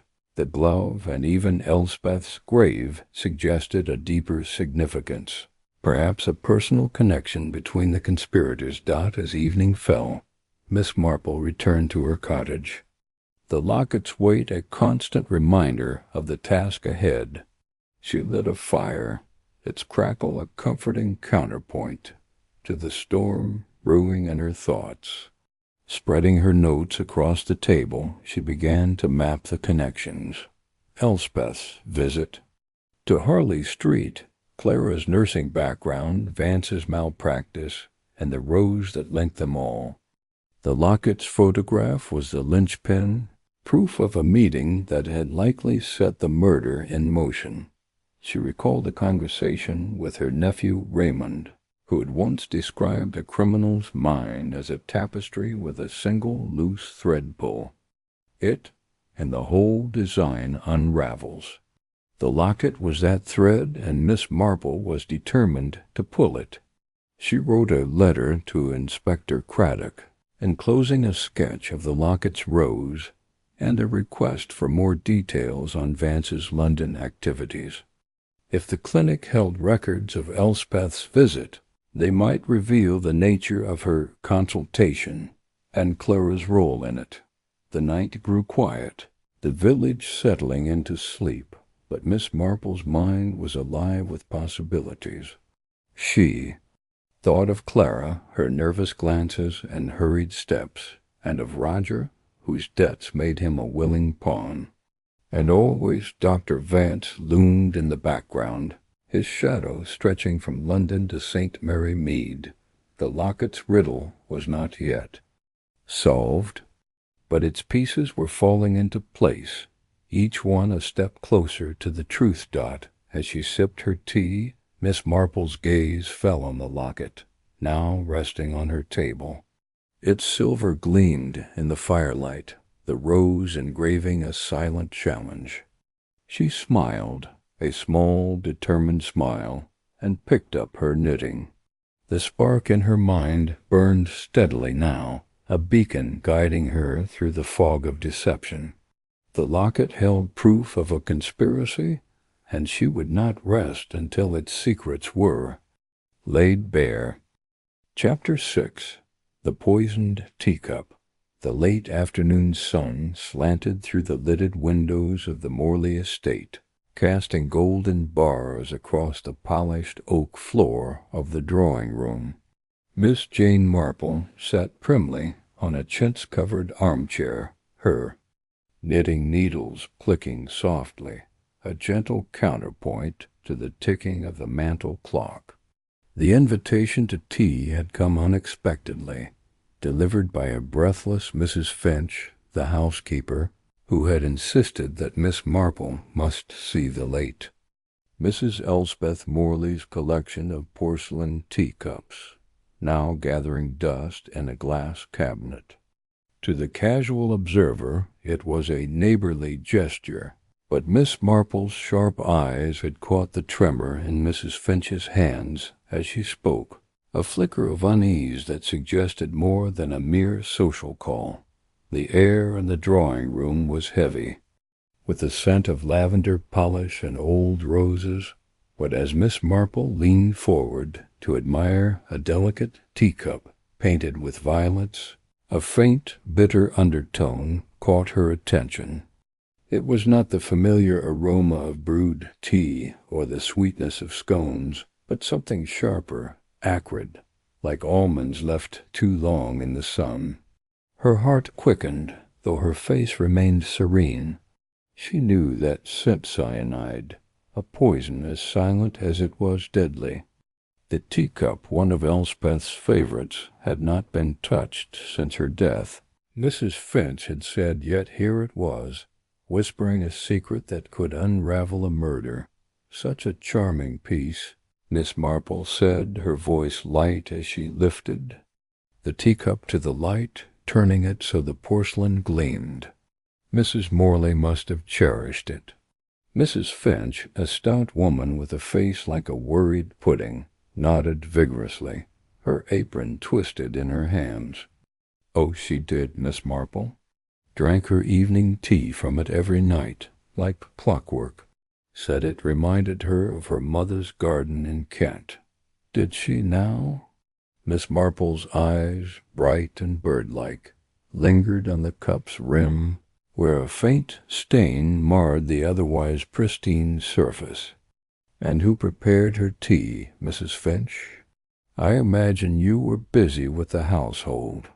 The housekeeper hesitated, her gaze darting to the window, as if expecting someone to peer in. Well, mostly it was Clara Miss Brent, that is. She was ever so kind, always insisting on brewing Mrs. Morley's tea herself. Said it was medicinal, with special herbs for her heart. Medicinal, Miss Marple echoed, her tone as soft as the lace doily beneath her saucer. How thoughtful of Miss Brent. She set the teacup down carefully, her mind racing. Clara Brent, the nurse with a shadowed past, had been Elspeth's constant companion in her final weeks. The locket, the digitalis, the coded note all pointed to Clara's involvement, but this new clue, the bitter scent of cyanide, suggested a boldness Miss Marple had not anticipated. Digitalis could mimic a heart attack, but cyanide was a brutal, unmistakable choice, one that required access and intent. As Mrs. Finch bustled off to fetch more tea, Miss Marple's thoughts turned to the village apothecary, Mr. Pym, whose shop was a treasure trove of remedies and, perhaps, secrets. She recalled a conversation from years ago, when Mr. Pym had mentioned storing cyanide for pest control, locked away but accessible to those with knowledge like a nurse trained in pharmacology. The spark in Miss Marple's mind, that tiny flicker of intuition ignited by the rose-embroidered glove, now blazed with certainty. The teacup was no mere relic but a murder weapon, and Clara Brent was at its heart. The drawing-room door creaked open, and Mrs. Finch returned with a tray of scones and a fresh pot of tea. "You must try these, Miss Marple," she said, her voice overly bright. "Made them myself this morning." Miss Marple smiled, accepting a scone but keeping her eyes on the housekeeper. You've been with the Morleys a long time, haven't you, Mrs. Finch? You must know all their habits." "Oh, 29 years," Mrs. Finch said, settling into a chair with a sigh. "Mrs. Morley was particular, you know. Liked things just so. But after Miss Brent came, things changed. Mrs. Morley seemed quieter, like she was carrying a weight." "A weight?" Miss Marple's needles paused, her fingers poised, as if threading a delicate stitch. Did she ever mention anything troubling her? Perhaps about her nephew, Roger, or Miss Brent? Mrs. Finch's lips tightened, and she glanced at the teacup cabinet as if it might overhear. "She didn't say much, but once, when I was tidying her room, I heard her muttering about trust. 'Can't trust those closest,' she said. I thought she met Roger. He was always after her money, you know, but now I wonder if it was Miss Brent." Miss Marple nodded, her expression one of polite interest, though her mind was a whirl of connections. Roger Morley, Elspeth's charming but debt-ridden nephew, had been conspicuously absent from the estate today, despite Mrs. Finch's insistence that he was about somewhere. His absence, coupled with the ledger's payments to Clara, painted a picture of complicity, but the cyanide suggested a ruthlessness that didn't quite fit Roger's careless demeanor. Was he a pawn, or was there another player in this deadly game? As the afternoon waned, Miss Marple excused herself, promising to return for another chat.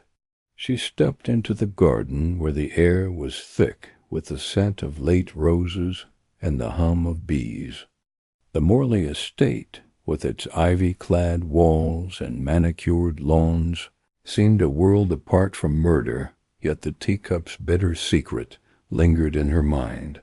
She decided to visit Mr. Pym's apothecary before the day was out, her steps brisk despite the uneven path. The village of St. Mary Mead was bathed in the soft glow of twilight as Miss Marple reached the apothecary, a quaint shop with a bell that jingled merrily above the door. Mr. Pym, a wiry man with spectacles perched on his nose, looked up from his ledger, his face breaking into a smile. "Miss Marple, what brings you here? A remedy for those rheumaticy hands?" "Not today, Mr. Pym," she said, her tone warm but purposeful. "I was wondering about your stock things, like cyanide, for instance. I recall you mentioning it once, for pests." Mr. Pym's smile faltered, and he adjusted his spectacles nervously. "Cyanide? Oh, that's long gone. Stopped keeping it years ago. Too dangerous. But we did have some back when nurses like Miss Brent were in and out, fetching supplies for the doctor." "Miss Brent?" Miss Marple's voice was gentle, but her eyes were sharp as needles. "Did she ever handle such things?" Mr. Pym hesitated, then leaned closer, lowering his voice.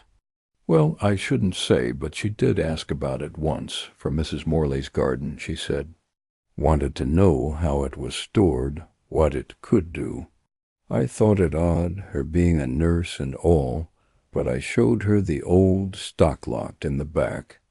Mind you," Miss Marple's heart gave a little leap, though her face betrayed nothing.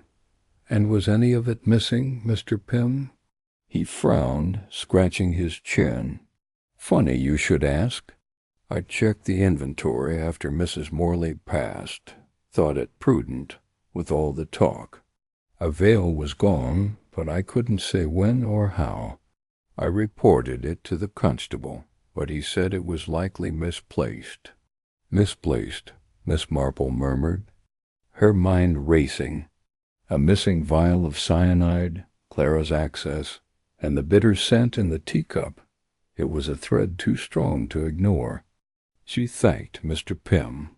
promising to stop by for his lavender salve, and stepped back into the evening air, her thoughts as clear and sharp as the stars emerging overhead. Back at her cottage, Miss Marple sat by the fire, her knitting a soft rhythm. In the quiet room, the teacup's secret had confirmed her suspicions. Elspeth Morley's death was no accident, and Clara Brent was no innocent nurse. But Roger's absence nagged at her. If he was involved, why had he vanished? Was he fleeing guilt, or was he another victim in a larger scheme? The spark in her mind burned brighter, fueled by the cyanide's bitter clue, but she needed proof, something tangible, to present to Inspector Craddock. The next morning, Miss Marple dressed in her best tweed suit and set out for the Morley estate, determined to secure the teacup for analysis. The estate was quieter than usual, the servants subdued, and Mrs. Finch greeted her with a strained smile. "Back so soon, Miss Marple. I hope it's not more trouble." "Just a fancy for that lovely teacup," Miss Marple said, her tone disarming. "I thought it might inspire my own collection. Might I take another look?" Mrs. Finch led her to the drawing-room, where the teacup sat untouched in its cabinet. As Miss Marple reached for it, a shadow moved in the doorway. Roger Morley, his face pale and his eyes darting like a cornered animal. "Miss Marple," he said, his voice tight, "what are you doing here?" "Oh, just admiring your aunt's taste," she replied, her fingers closing around the teacup. "You've been away, haven't you? The village missed you at the garden party." Roger's jaw tightened, and he stepped closer, his hands clenched. "I've been busy. Business matters, nothing to concern you." Miss Marple's eyes met his, calm but unyielding. "Business can be so consuming, can't it? Like tending to an inheritance or ensuring it comes to you." The air in the room seemed to thicken, and for a moment Miss Marple thought Roger might lunge for the teacup. But Mrs. Finch's return, carrying a tray of biscuits, broke the tension. "Will you stay for tea, Miss Marple?" she asked, oblivious to the undercurrent. "Not today, thank you," Miss Marple said, slipping the teacup into her handbag with a deft movement. "I must be off. Inspector Craddock is expecting me." Roger's eyes widened, but he said nothing. As Miss Marple left, her heart pounding, but her step steady. At the post office, she wrapped the teacup in brown paper and sent it to Inspector Craddock with a note. "Urgent. Test for cyanide. Handle with care." She returned to her cottage, her knitting resuming its familiar rhythm, but her mind was far from calm.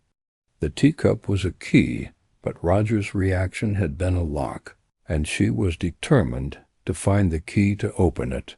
That evening, as the village settled into its quiet routine, Miss Marple sat by her window, watching the lights flicker in the houses. Across the green, the cyanide clue had shifted the mystery, pointing to a calculated murder that went beyond digitalis and inheritance. Clara's role was clear, but Roger's absence and sudden return suggested he was either complicit or afraid, or both. And behind them loomed Dr. Vance, the shadowy figure whose name kept surfacing like a ghost in the fog dot as she knitted. Miss Marple's thoughts wove a tapestry of clues. The locket's rose, the digitalis vial, the coded note, the ledgers, payments, and now the poisoned teacup. Each was a thread, and she was close to pulling them together. Roger's fear, Clara's expertise, and Vance's scandal formed a pattern, one she would unravel with patience and precision. The chapter of the teacup was closed, but the story was far from over. She set her knitting aside, satisfied with the day's work, but already planning her next move, to find Roger, to confront Clara, and to bring Dr. Vance's shadow into the light. Chapter 7. The Fugitive's Trail. The late summer sun hung low over St. Mary Mead, casting long shadows across the cobblestone paths and hedgerows that fringed the village. Miss Jane Marple sat in her rose-draped cottage, her knitting needles clicking softly, their rhythm a counterpoint to the restless thoughts weaving through her mind.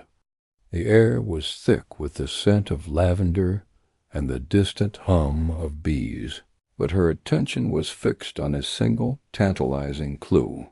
Roger Morley, the charming but debt-ridden nephew of the late Elspeth Morley, had vanished from the village.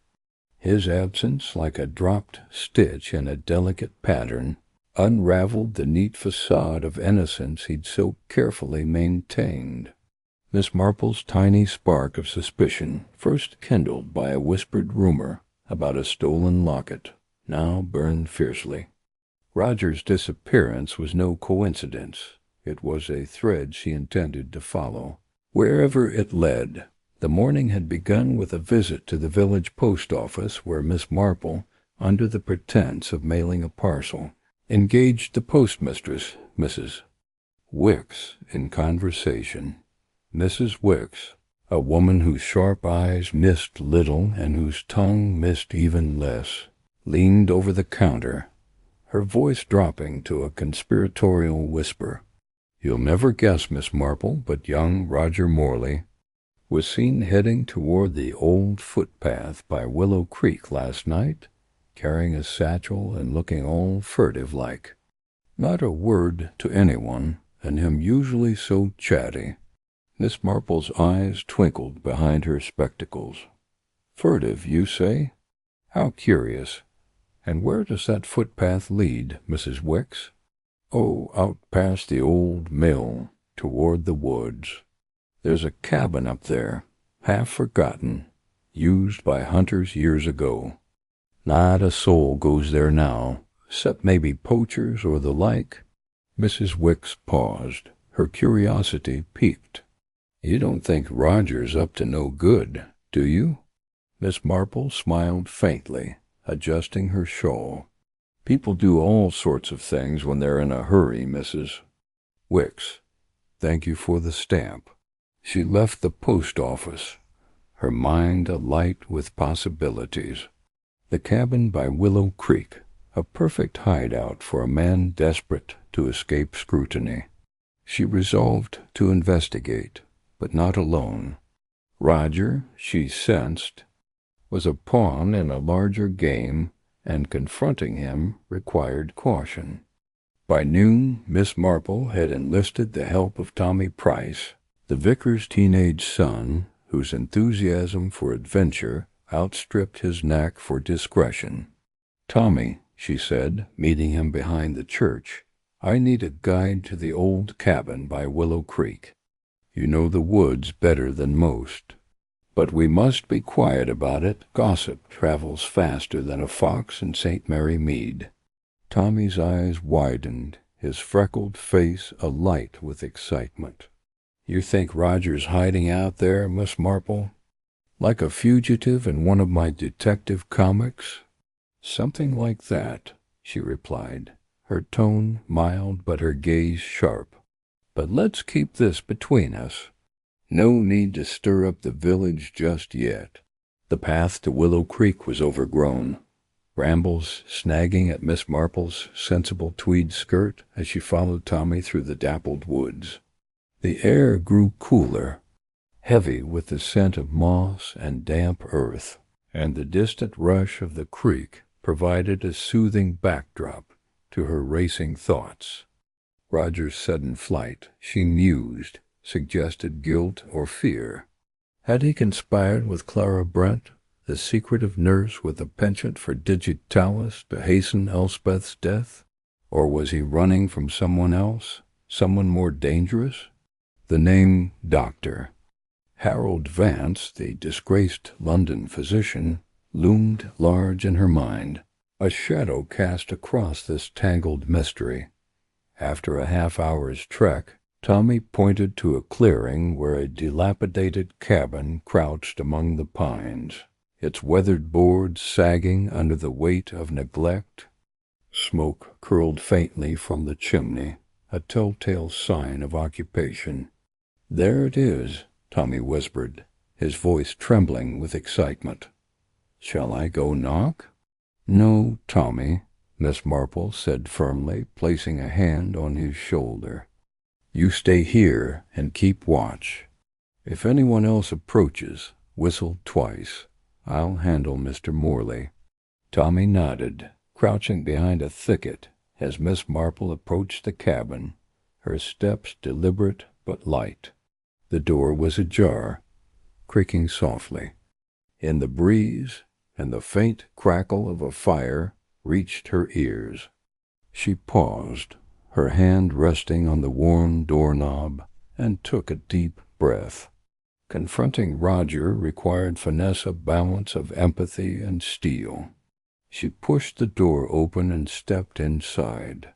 The cabin's interior was dim, lit only by the flickering glow of a fire in a rusted grate.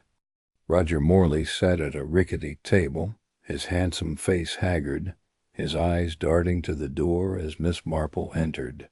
A pile of papers smoldered in the fireplace, their edges curling into ash, and a satchel lay open on the floor, spilling clothes and a few personal items. "Miss Marple," Roger exclaimed, leaping to his feet, his voice a mix of surprise and alarm. What are you doing here?" "I might ask you the same, Mr. Morley," she replied, her tone calm, but her eyes piercing. She stepped closer, noting the partially burned letter in his hand, its script just legible in the firelight. "Running away rarely solves anything, you know. It only makes one look dreadfully guilty." Roger's shoulders slumped, and he sank back into the chair, the letter trembling in his fingers. "I'm not running because I'm guilty," he said, his voice low.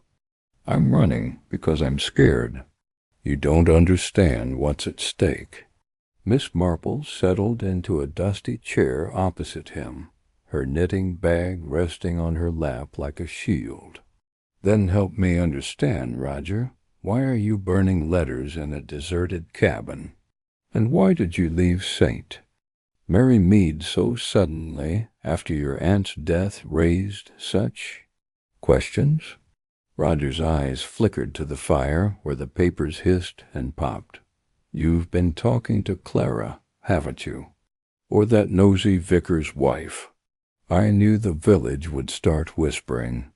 He ran a hand through his disheveled hair, his charm replaced by a raw edge of desperation. "I didn't kill Aunt Elspeth, Miss Marple, I swear it. But I made mistakes, terrible ones." Miss Marple's fingers tightened around her knitting needles, though her expression remained serene. "Mistakes, Roger? Such as paying Clara Brent to manage your aunt's medication? Or perhaps corresponding with a certain Dr. Vance in London?" Roger's face paled, and the letter slipped from his hand, fluttering to the floor.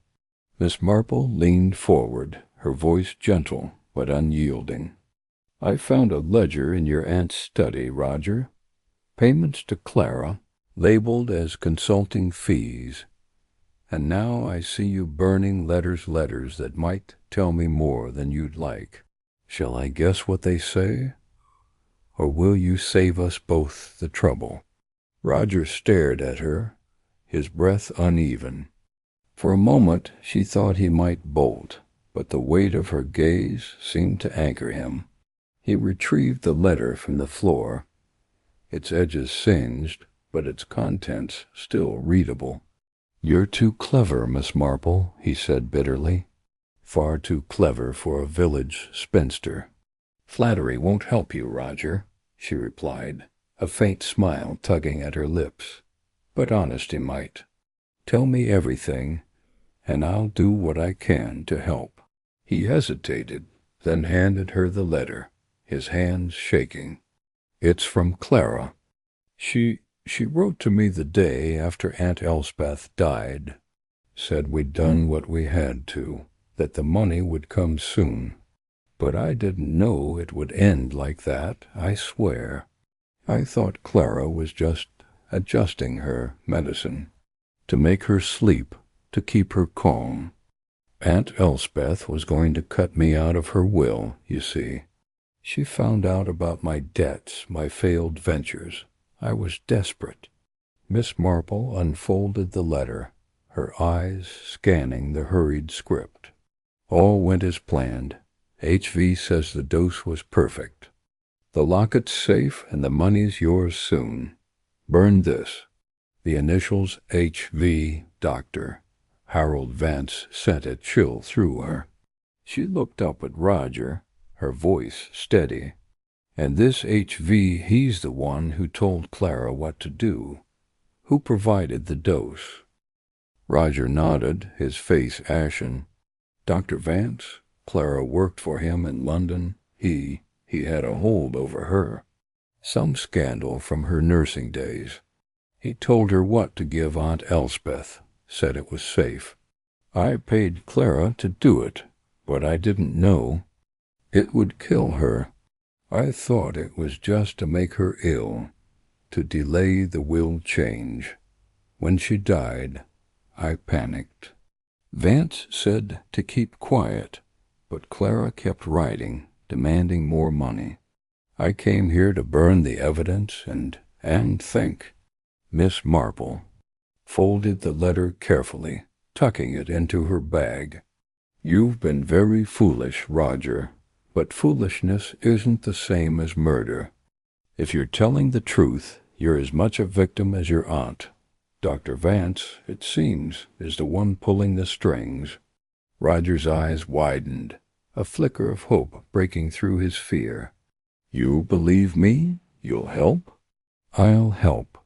You do what's right," she said firmly. "But you must come back to St. Mary Mead and tell Inspector Craddock everything. Running makes you look guilty, and it leaves Clara and Vance free to weave their own stories. Will you trust me?" Roger hesitated, then nodded, his shoulders sagging with relief. "I'll come back. I don't want to run forever. But Vance? He's dangerous, Miss Marple. He's not just some disgraced doctor. He's got connections, people who owe him. If he knows I've talked, then we'll make sure he doesn't know until it's too late," Miss Marple interrupted, her voice crisp. She rose, smoothing her skirt. "Pack your things, Roger. Tommy's waiting outside to guide us back. Inspector Craddock will meet us at the vicarage." As Roger gathered his satchel, Miss Marple stepped to the fireplace, retrieving a few unburned scraps of paper from the ashes. One bore a fragment of Clara's handwriting. "Meet H.V. at the old mill midnight." Her spark of suspicion flared into a blaze. Vance was closer than she'd thought, perhaps even in St. Mary Mead.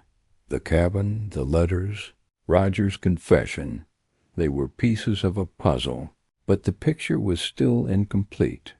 Dr. Vance, she suspected, was the mastermind, and Clara his reluctant but complicit pawn. The walk back to the village was silent, save for the crunch of leaves underfoot and Tommy's occasional whistle to signal the path was clear. Roger's face was drawn, his earlier charm replaced by a haunted resignation. Miss Marple, her mind racing, considered her next move. Roger's confession was a breakthrough, but it relied on his truthfulness. If Vance was indeed orchestrating the murder from afar, she needed more evidence, something to tie him directly to the cyanide in Elspeth's teacup or the locket's hidden photograph dot at the vicarage. Inspector Craddock was waiting, his broad, face creased with concern. "Miss Marple, you've been busy," he said, eyeing Roger with a mix of suspicion and curiosity. "Mrs. Wicks said you were off to the woods. I hope you haven't been taking unnecessary risks."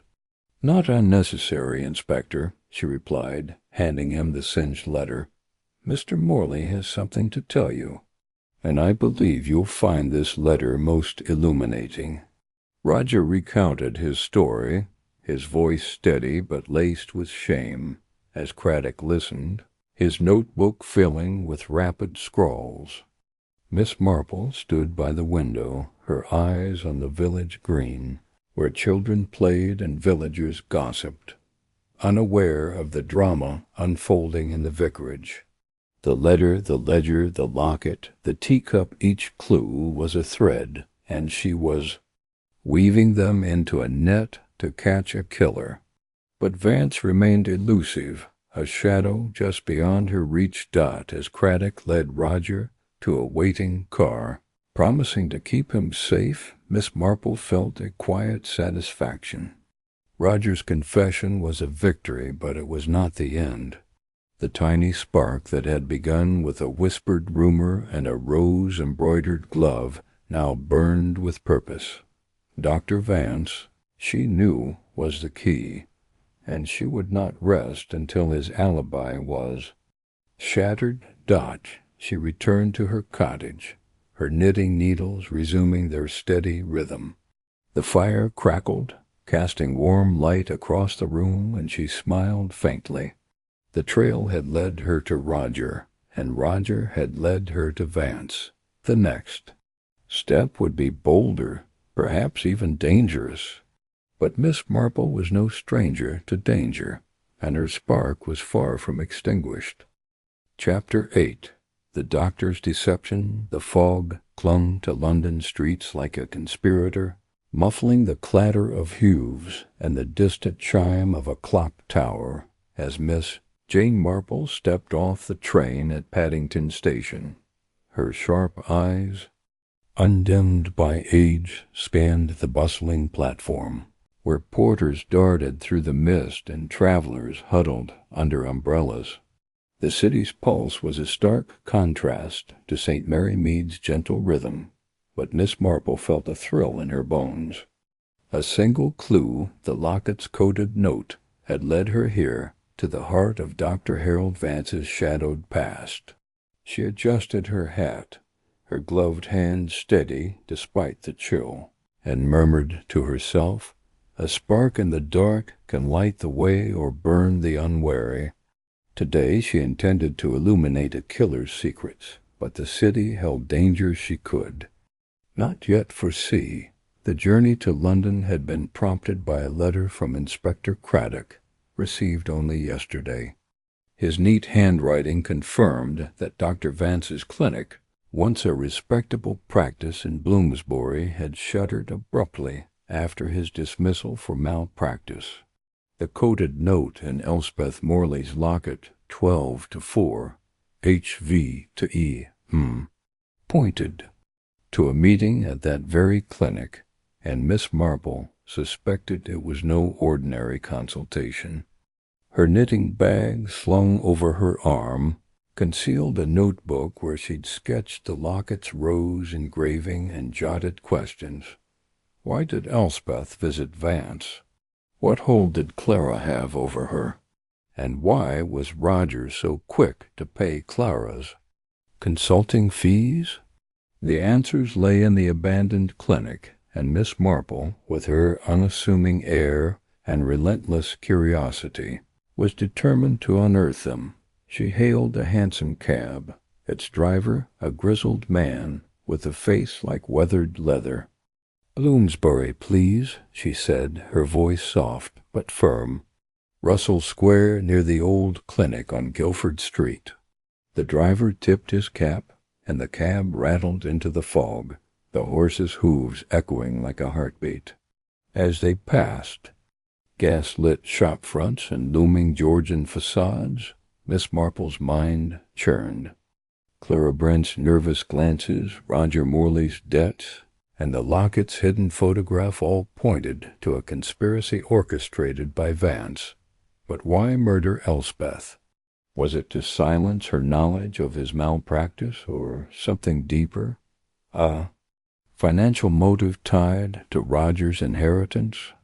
The spark in her mind glowed brighter, urging her forward. The cab halted before a row of townhouses, their windows dark and grimy.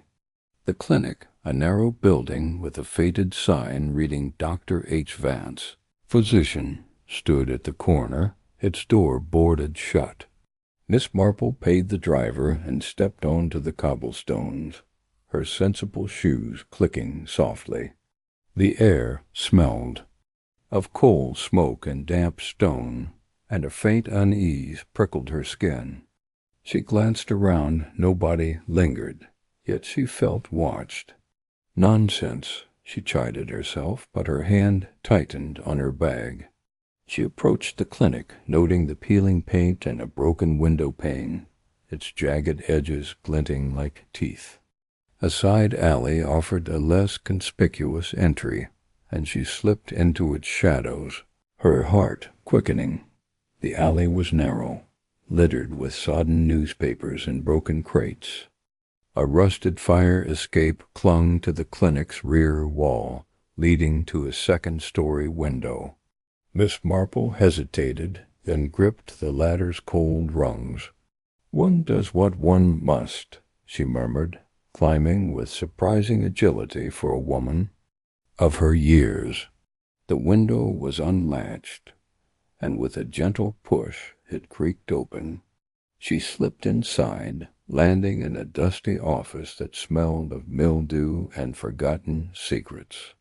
The room was cluttered with overturned chairs, scattered papers, and a desk with drawers half open, as if someone had fled in haste. Her spark flared. This was no ordinary abandonment. She lit a small pocket lantern, its beam cutting through the gloom. The desk yielded little. A few receipts, a cracked inkpot, and a medical journal with pages torn out. But one drawer, locked and stubborn, piqued her interest. From her bag she produced a hairpin, a trick learned from a long-ago maid, with a knack for mischief. With a deft twist, the lock clicked, and the drawer slid open. Inside lay a leather-bound folder, its edges worn but intact. Miss Marple's pulse quickened as she opened it, revealing patient files, each marked with Vance's precise handwriting. She scanned the names until she found it. Elspeth Morley, December 4th. The file detailed a consultation for her heart condition, but a marginal note caught her eye. Experimental treatment advised. C.B. to administer. Clara Brent. The spark in Miss Marple's mind blazed. Clara had been more than a nurse. She was Vance's accomplice in a dangerous scheme.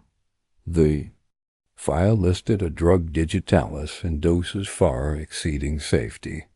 Another page, tucked loosely, was a telegram, its code simple but chilling. Eliminate obstacles for client. Payment secured. The client, Miss Marple deduced, was likely Roger, desperate for his aunt's fortune. She tucked the file into her bag, her mind racing. Vance had used Clara to deliver a lethal dose, disguised as treatment. But why the locket? Was it a token of blackmail or proof of Elspeth's discovery? As she pondered, a floorboard creaked behind her. She froze, extinguishing the lantern.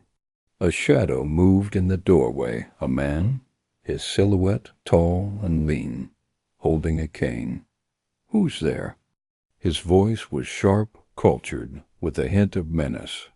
Miss Marple's heart thudded, but she stepped forward, her face composed. "Really an old woman, sir, seeking a lost relative's records," she said, her tone meek. The man stepped into the dim light, revealing a gaunt face and piercing eyes. Dr. Harold Vance himself. "You're no ordinary visitor," he said, his cane tapping the floor. "Miss Marple, I presume? Clara warned me you were meddling." Miss Marple's mind raced, but her smile remained serene. "Clara is a nervous young woman, Dr. Vance." Perhaps she said more than she meant. His eyes narrowed, and she saw the calculation in them. "You've been in my files," he said, stepping closer. "Dangerous for a lady of your age." She clutched her bag, the file heavy within. "Danger is relative," she replied. "A locket, for instance, might seem harmless, but its secrets can undo a man." His face paled, and she knew she'd struck a nerve. The locket's photograph, Vance and Elspeth must hold the key. Before he could respond, a clatter outside broke the tension. A delivery cart, its driver shouting. Vance glanced away, and Miss Marple seized her chance, slipping past him toward the window. "Stop," he barked, but she was already climbing down the fire escape, her skirts catching briefly. She reached the alley, her breath short, but her resolve firm. Vance didn't follow, but his shadow loomed above, watching. She hurried to the street, hailing another cab. "Paddington Station," she told the driver, her voice steady despite her racing heart. The clinic had yielded its secrets, but Vance's presence meant danger was closer than she'd thought. Back in St. Mary Mead, the train's rhythm lulled her into reflection. The files confirmed Vance's role, but the telegram's mention of a client puzzled her. Roger was the obvious suspect, yet his fear at the cabin suggested he was a pawn, not a mastermind. Clara, too, seemed manipulated, her loyalty to Vance rooted in fear or debt. As the train neared home, Miss Marple's bicycle awaited at the station, its familiar wicker basket a comfort. She pedaled toward her cottage, the evening air cool and damp. But as she rounded a bend, the bicycle lurched, the brakes failing. She swerved, narrowly avoiding a ditch, and dismounted, her hands trembling. A quick inspection revealed the brake cable sliced cleanly, not worn. Her spark burned fiercely now. This was no accident. Vance, or someone acting for him, had tried to silence her. She walked the bicycle home, her mind alight with possibilities. At her cottage she telephoned Inspector Craddock, her voice calm but urgent. "I've found files linking Dr. Vance to Elspeth's death," she said, describing the telegram and the tampered brakes. Craddock promised to investigate Vance's whereabouts, revealing he'd been spotted in a nearby town, posing as a locum. "Doctor." Miss Marple hung up, her eyes bright. She polished her bicycle's handlebars, undeterred, her mind already planning the next move. The files were safe, the spark of truth brighter than ever, and Dr. Vance's deception was unraveling. The London fog seemed to follow Miss Marple back to St. Mary Mead, curling around her cottage like a warning. She sat by her fire, the patient files spread before her, their pages a map of treachery. Elspeth's consultation with Vance had been no routine visit. The experimental treatment was a death sentence, administered by Clara under Vance's orders. The telegram's cold words, "eliminate obstacles," echoed in her mind. But who was the true client? Roger's debts made him a likely candidate, yet his confession at the cabin suggested he'd been coerced. Clara, too, was a tool, her nursing skills twisted to serve Vance's ambition. The locket, with its rose engraving and hidden photograph, was the final piece, a symbol of Elspeth's trust, betrayed by those she'd welcomed. Miss Marple's knitting needles clicked rhythmically, a counterpoint to her thoughts. The tampered brakes were a bold move, but sloppy Vance or his agent had underestimated her. She recalled his gaunt face in the clinic, his eyes flickering with recognition when she mentioned the locket. He knew its significance, perhaps a memento Elspeth kept of their meeting, a clue to his malpractice. Miss Marple's spark glowed steadily now, illuminating a path to the truth. She would confront Vance, but not alone. Craddock's resources would ensure safety, and the village, fate, bustling and public, offered the perfect stage to trap Clara. Chapter 9. The Village Confrontation. The summer sun hung low over St. Mary Mead, casting golden streaks across the village green where the annual fete bustled with life.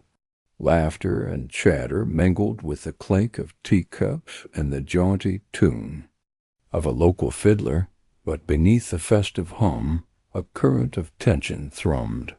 Miss Jane Marple, seated at a small table under a striped awning, sipped her tea with the calm precision of a chess master surveying the board. Her eyes, sharp as cut glass, darted across the crowd, settling on Clara Brent, who stood near the cake stall, her smile as brittle as the icing on the Victoria sponge. Clara's presence at the fete was no accident. Miss Marple had ensured it, weaving a delicate web to draw the young woman into the open. The locket, the rose-engraved trinket that had sparked this entire mystery, lay at the heart of her plan. Not the real one, safely tucked in Miss Marple's reticule, but a cunning replica crafted by the village jeweler under her precise instructions. Inside its hidden compartment she'd placed a forged note, scrawled in a hand mimicking Dr. Vance's. Clara, the cyanide was perfect. E.M. is gone. Meet me at the Fate HV. It was a gamble, but Miss Marple knew human nature. Clara's guilt would betray her like a moth drawn to a flame. The Fate was a kaleidoscope of village life. Children darted through the crowd, clutching sticky toffee apples. Mrs. Price, the vicar's wife, fussed over a raffle table laden with homemade jams, and Mr. Gibbs, the chemist, pontificated loudly about the virtues of his new cough syrup. Miss Marple, in her lavender tweed and a hat adorned with a single feather, blended seamlessly into the scene, her knitting needles clicking softly in her lap. To the untrained eye she was merely an elderly spinster enjoying the festivities. But her mind was a steel trap, and today it was primed to snap shut. She had orchestrated this moment with care. Days earlier she'd let slip to the postmistress, Mrs. Weatherby, a woman whose tongue wagged faster than a dog's tail, that the locket had resurfaced, found among Elspeth Morley's effects at the vicarage. The rumor spread like wildfire, reaching Clara by tea-time. Miss Marple had watched her closely since, noting the nervous twitch in her fingers, the way her eyes darted at every mention of Elspeth's name. Clara was a coiled spring and the fake. Locket was the lever to release her. Miss Marple, another scone? Mrs. Price's voice broke her reverie, her round face flushed from the heat, and her duties as fate organizer. "Thank you, dear, but I'm quite content," Miss Marple replied, her smile warm but her gaze flicking to Clara, who was now edging toward the tombola stall. "The fate is splendid this year. You've outdone yourself." Mrs. Price beamed, oblivious to the undercurrent of Miss Marple's words. "Oh, we do try. Though I dare say Clara Brent's been a bit off today. She nearly dropped a tray of lemon tarts earlier. Nerves, perhaps?" "Perhaps," Miss Marple murmured, her needles pausing. "Young women can be so fragile under pressure."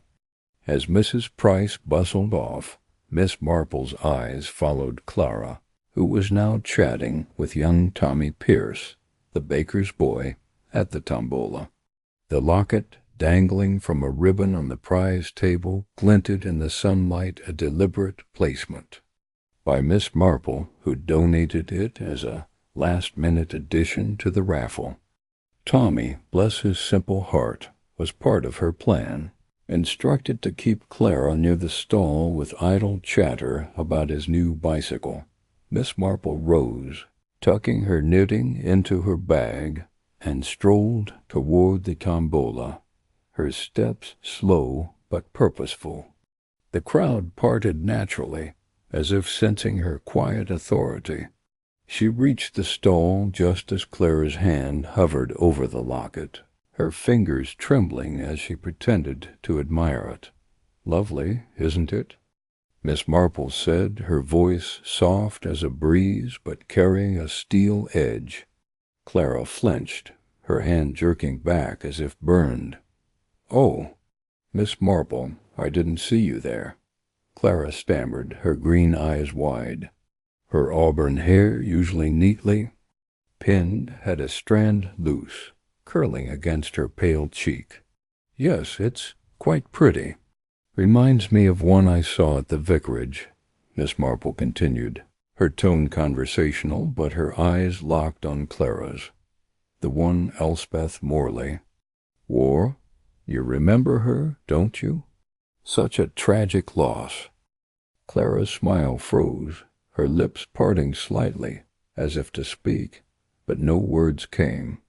Tommy, oblivious, piped up, "This one's got a rose on it, just like Mrs. Morley's. Funny, ain't it?" "Very funny," Miss Marple agreed, her gaze never leaving Clara. "And it has a little compartment inside. Did you know that, Clara? Such clever craftsmanship." Clara's hand twitched toward her pocket, where Miss Marple knew she kept those rose-embroidered gloves, the ones that matched the locket's design. The crowd around them buzzed, unaware of the drama unfolding, but Miss Marple felt the air thicken, as if the fate itself held its breath. I should check on the cake stall," Clara said, her voice high. She turned to leave, but Miss Marple's hand, light as a feather, touched her arm. "Oh, do stay, dear. Tommy was just about to show us how the locket opens." Miss Marple nodded to Tommy, who, following her earlier instructions, picked up the locket and fumbled with the catch. The compartment sprang open, revealing the forged note, its ink stark against the folded paper. Clara's face drained of color, her breath catching audibly. "That's not," she began, then stopped, her eyes darting from the locket to Miss Marple, who stood serene, her hands clasped demurely. "Not what, dear?" Miss Marple asked, her voice gentle but unyielding. "Not the locket you saw with Elspeth, or not the note you expected?" The crowd, sensing something amiss, began to gather, their murmurs growing louder. Mrs. Weatherby, ever the gossip, pushed forward, her eyes gleaming with curiosity. "What's this about a note?" she demanded, craning her neck. Tommy, confused, but eager to please, unfolded the paper and read aloud, "Clara, the cyanide was perfect. E.M. is gone. Meet me at the Fate H.V." His voice faltered as the words sank in, and a gasp rippled through the onlookers. Clara's knees buckled, and she clutched the stall for support. "It's a lie," she cried, her voice shrill. I never? Didn't what, Clara?" Miss Marple's tone was calm, almost maternal, but it cut through the chaos like a blade. "Didn't give Elspeth the cyanide in her tea? Or didn't know it would kill her?" The crowd's murmurs swelled into a chorus of shock.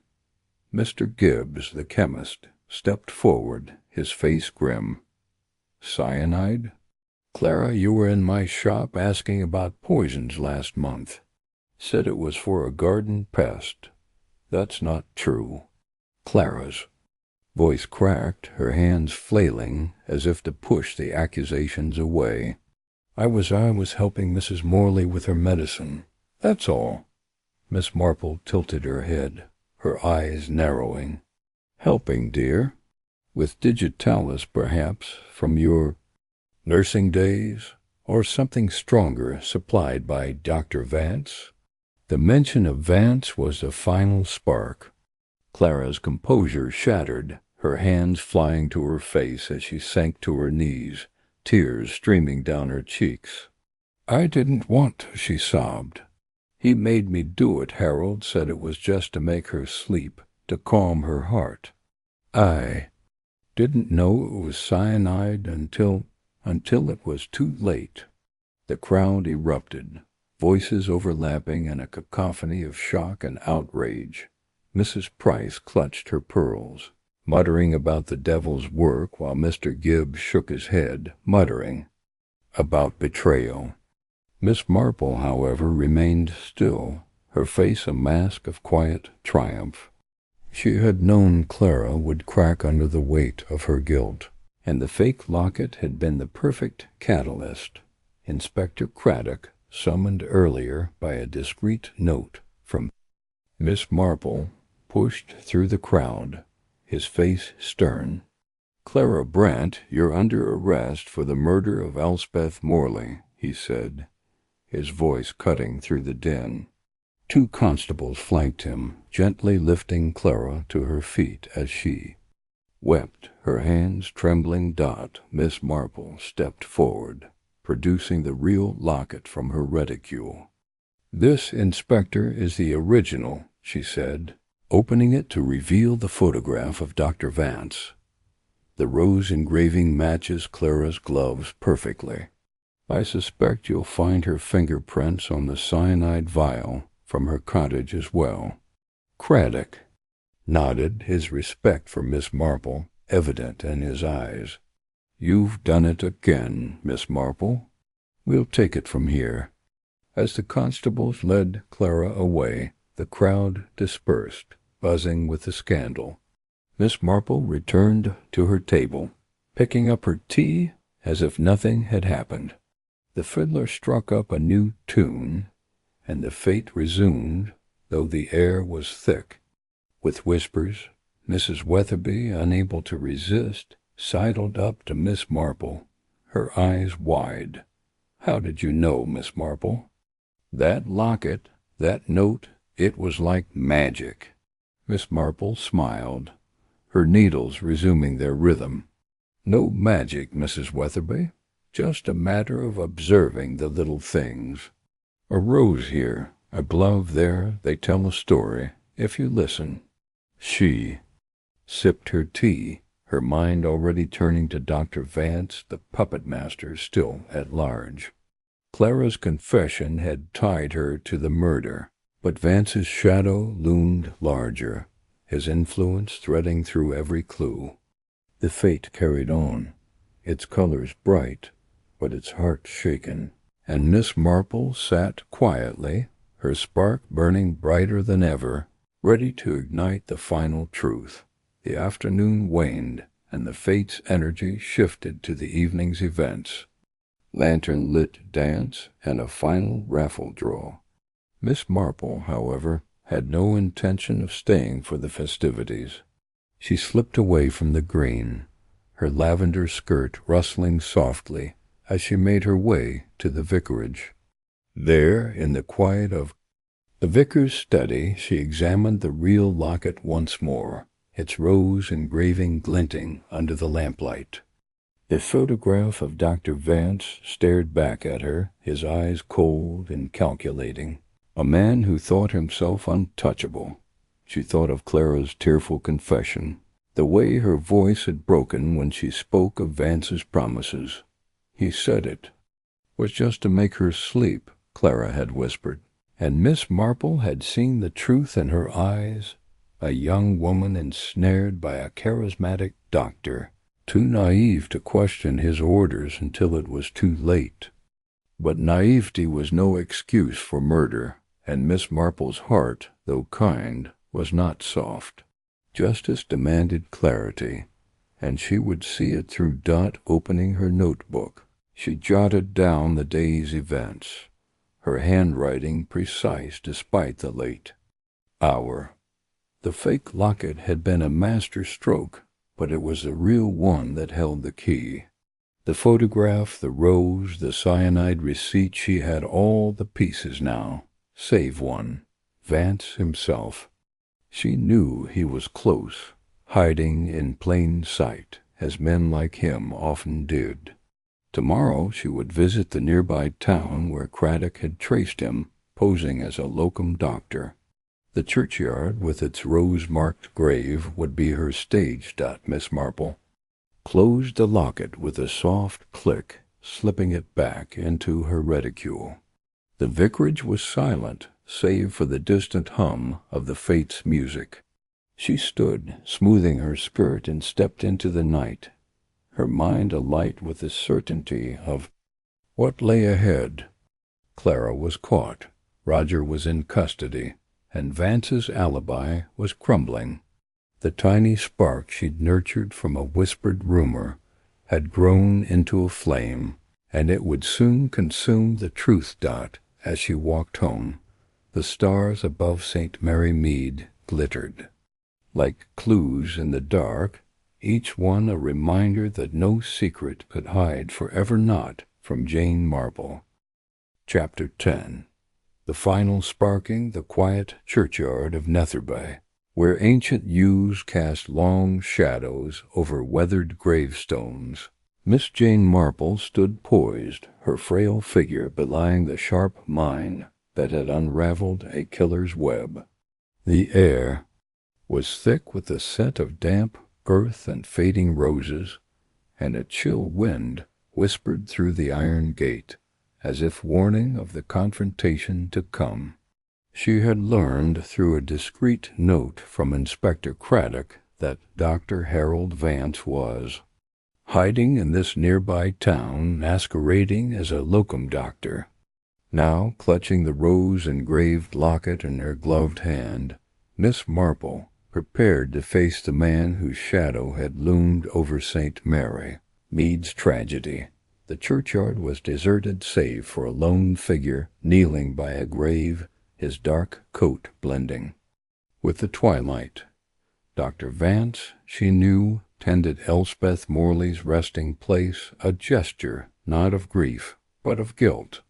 The grave's headstone bore a carved rose, echoing the locket's design, a detail that had sparked Miss Marple's suspicions.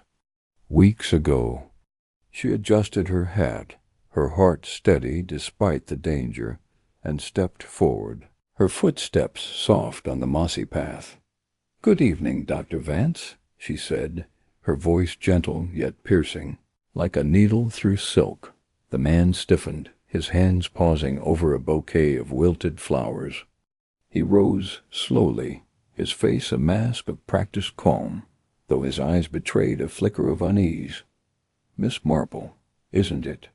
he replied, his tone smooth as polished glass. "What brings an elderly lady to a churchyard at dusk?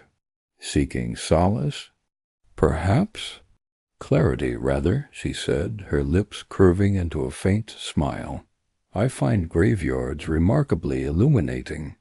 They remind us how truths, like bones, refuse to stay buried." Vance's smile tightened, a crack in his composure. "A poetic notion. But I'm merely paying respects to a patient. Mrs. Morley was dear to many." "Indeed," Miss Marple said, her eyes never leaving his. "And to you, it seems, in a rather particular way." She opened her hand, revealing the locket, its rose engraving glinting in the fading light. This belonged to Elspeth Morley. A curious keepsake, don't you think, for a woman whose death was no accident? Vance's gaze locked onto the locket, and for a moment his breath caught, a telltale hitch Miss Marple noted with quiet satisfaction. "A trinket," he said, recovering. "I'm sure the vicarage is grateful you found it, but what has it to do with me?" "Oh, everything," she said softly. "You see, I've always found that small things like a locket or a single word can unravel the grandest schemes. This locket, for instance, holds a photograph of you, Dr. Vance, tucked in a hidden compartment, and a note dated the day Elspeth met you in London, a meeting that led to her death. The churchyard seemed to hold its breath." Vance's fingers twitched, as if resisting the urge to snatch the locket. "You're mistaken," he said, his voice low. "I was her doctor, nothing more. If you've found a photograph, it's mere coincidence. Patients often grow sentimental." Miss Marple tilted her head, her eyes sharp as a hawk's. "Coincidence is a lazy explanation, Dr. Vance. I prefer facts.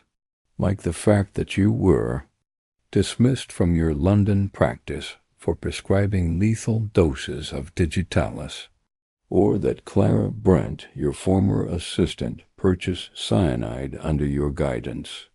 Or this." She reached into her handbag and produced a folded paper, its edges worn, but its writing clear. "A chemist's receipt signed by you for cyanide found in Clara's cottage, dated the day before Elspeth's death." Vance's face drained of color, the mask slipping. "That's preposterous," he snapped, but his voice trembled. A crack in the facade. Clara acted alone. She was unstable, obsessed with Elspeth's wealth. I had no part in it. Miss Marple stepped closer, her voice steady as steel. "Clara confessed, Dr. Vance. She admitted to administering cyanide in Elspeth's tea, but only because you instructed her. You used her nursing skills, her loyalty, to cover your tracks. And Roger Morley, poor foolish Roger, was your pawn, bribed with promises of an inheritance. But the locket, you see, was your mistake. Its rose engraving matched Clara's gloves, and its photograph led me straight to you." The wind stirred, rustling the yews, as Vance's eyes darted to the churchyard gate. Miss Marple sensed his instinct to flee, but she pressed on, her words relentless.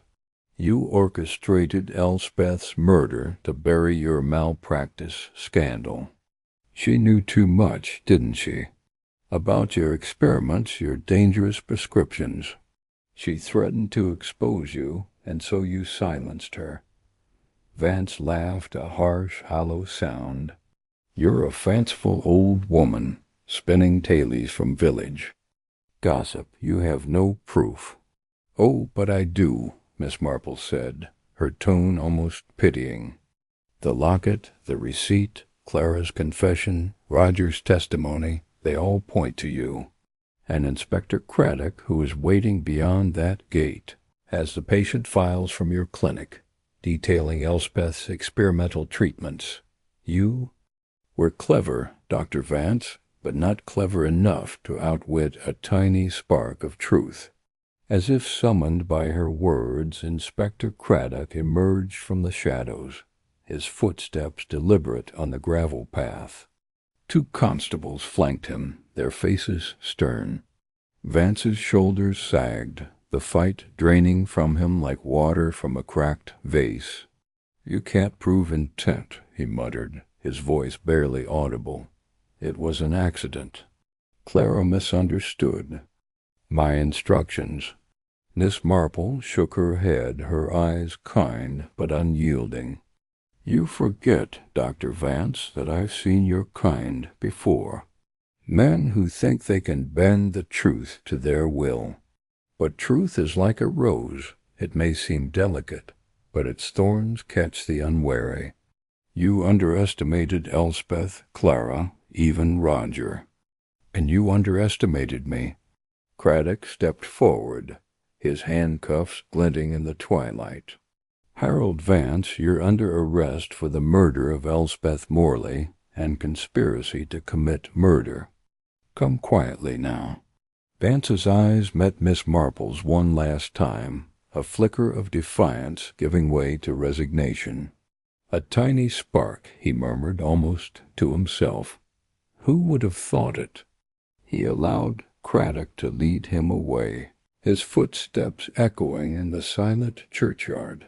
Miss Marple stood alone by Elspeth's grave, the locket still in her hand. The rose engraving seemed to glow, a silent testament to the truth she'd uncovered. She felt no triumph, only a quiet satisfaction that justice had been served. The village of St. Mary Mead would sleep soundly tonight, its shadows dispelled by her relentless pursuit of truth. The following day the village buzzed with the news of Vance's arrest. At the vicarage a small tea party was held in Miss Marple's honor, though she insisted it was unnecessary. The vicar's wife, Mrs. Price, presented her with a bouquet of roses, their petals vibrant against the gray stone walls. "You've saved us all, Miss Marple," she said, her eyes misty. "That locket, it was the key, wasn't it?" Miss Marple smiled, sipping her tea. "A small thing, Mrs. Price, but small things often are. Like a single stitch in a tapestry, it holds the pattern together." Roger Morley, now free from Vance's influence, approached her hesitantly. "I was a fool," he said, his voice low. "I thought I could trust Clara, trust Vance. I never meant for Aunt Elspeth to die." "I know, Roger," Miss Marple said gently. "You were caught in a web not of your making. But you've done right by turning yourself in. That's a start." He nodded, his face etched with regret. "I'll sell the estate, settle the debts.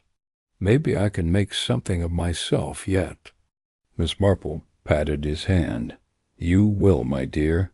The young always have time to mend their mistakes." As the tea party wound down, Miss Marple slipped away, returning to her cottage. The fire crackled in the hearth, casting warm shadows across her sitting room. She settled into her armchair, her knitting needles clicking rhythmically. The locket, now returned to the vicarage, rested safely in its rightful place, its secrets laid bare. Outside, St. Mary Mead lay quiet under a starlit sky, its secrets unraveled, its peace restored. Miss Marple's mind, ever active, turned briefly to the rose embroidery that had sparked her inquiry, a tiny detail that had shattered a killer's alibi.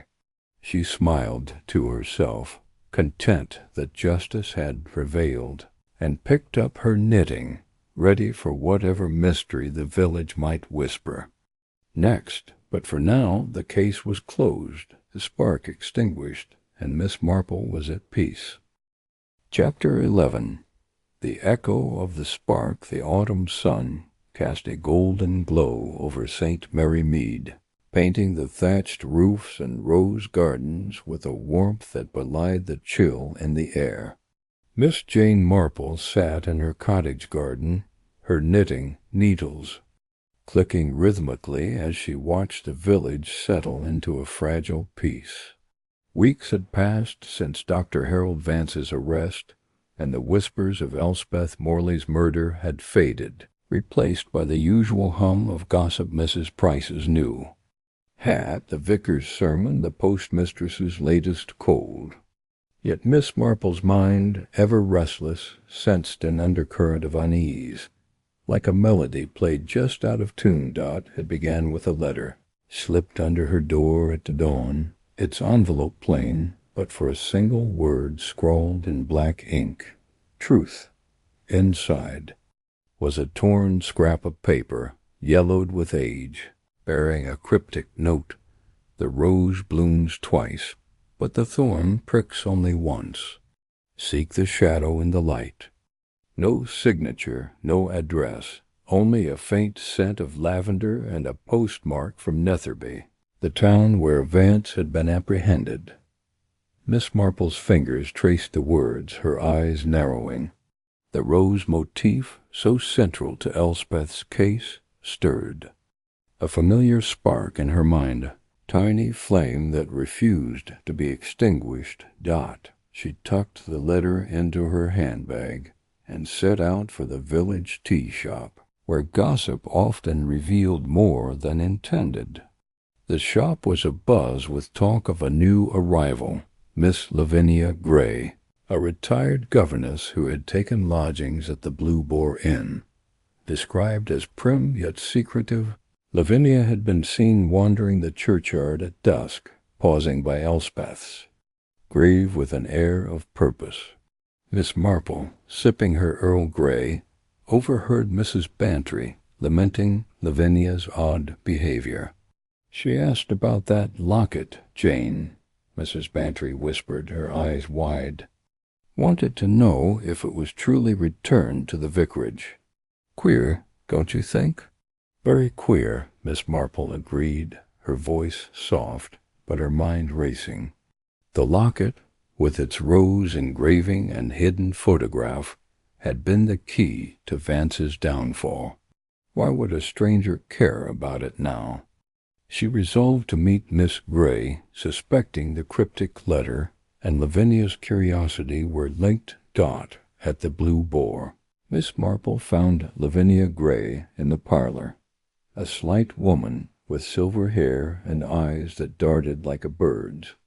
She wore a brooch shaped like a rose, its petals etched with precision, and her gloves, Miss Marple noted with a start, bore a familiar embroidered pattern, identical to Clara Brent's.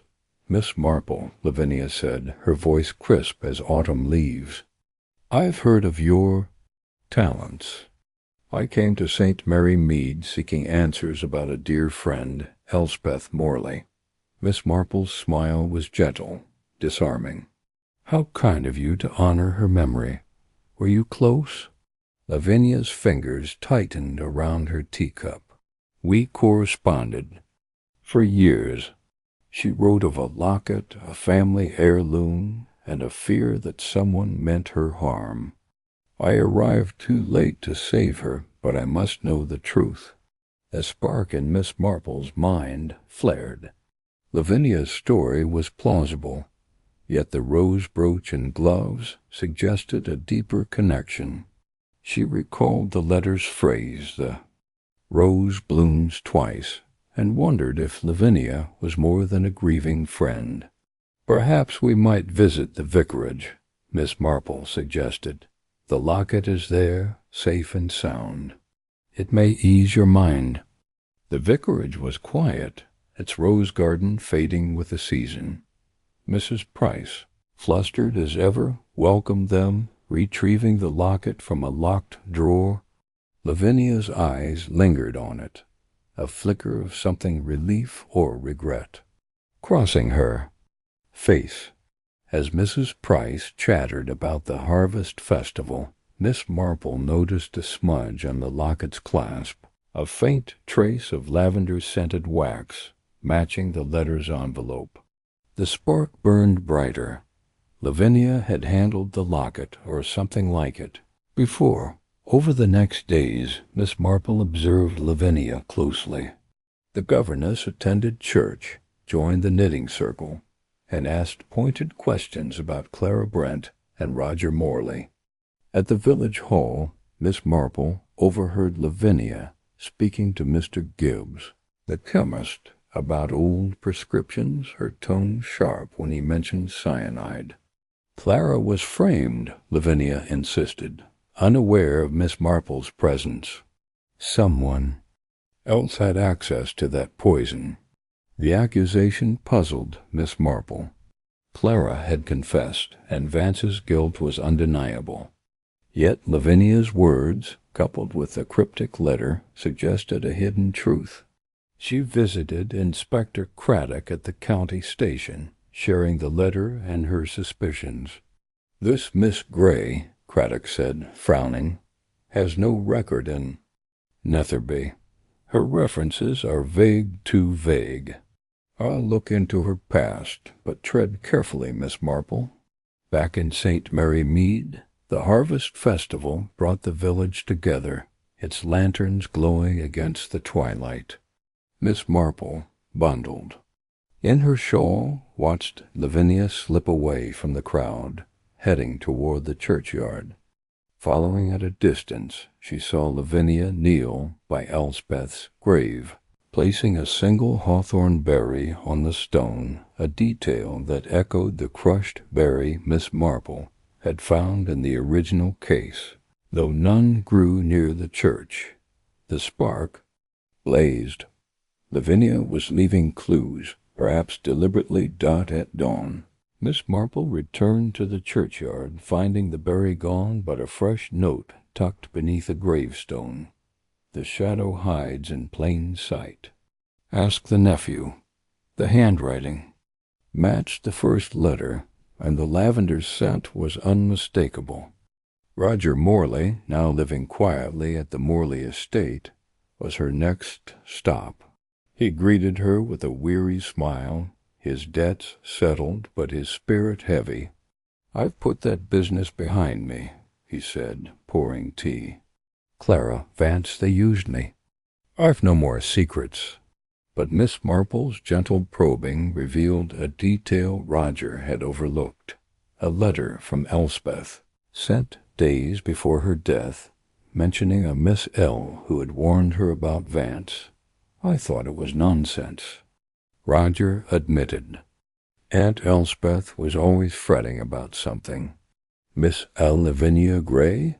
The spark in Miss Marple's mind glowed fiercely. She suspected Lavinia was no mere friend, but a figure from Elspeth's past, perhaps a relative or confidant seeking to expose a final piece of the puzzle. But why the cryptic notes, the hawthorn berries, the obsession with the locket? Miss Marple's thoughts turned to the rose motif, a thread weaving through both cases. She recalled a detail from Clara's trial, a mention of Elspeth's sister, long estranged, who had once owned a matching locket. A visit to the village library confirmed her hunch.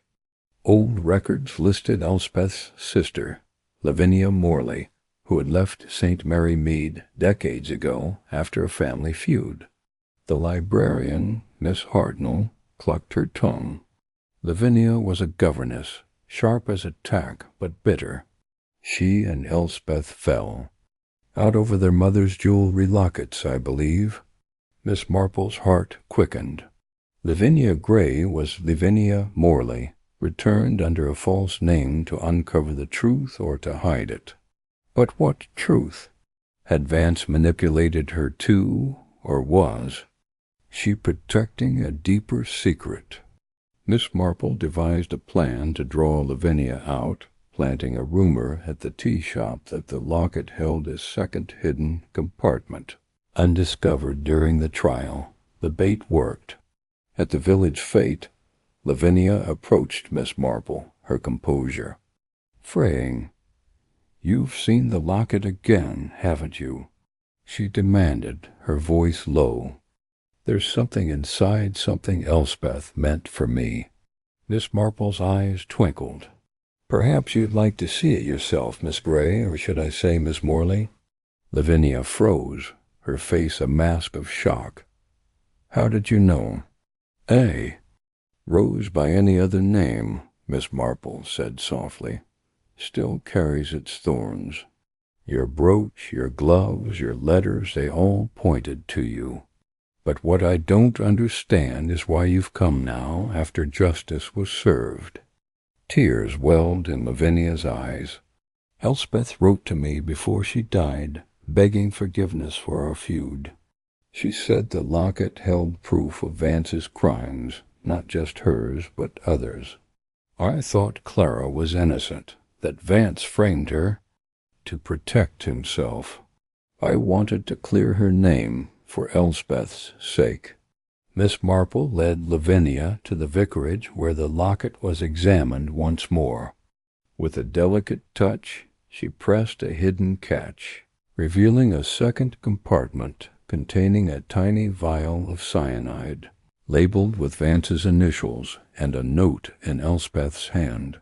H.V. poisoned others. Save Clara. Lavinia's story was true. Elspeth had suspected Vance's broader crimes and entrusted the locket to her sister. Craddock, summoned to the vicarage, confirmed the vial's contents and reopened Clara's case. Evidence from Vance's clinic, uncovered after his arrest, revealed 2 other suspicious deaths linked to his prescriptions. Clara, though guilty of administering the cyanide, had been coerced, her sentence likely to be reduced, as Lavinia left. St. Mary Mead, her mission fulfilled, she clasped Miss Marple's hand. "You saw what I couldn't," she said. "Thank you."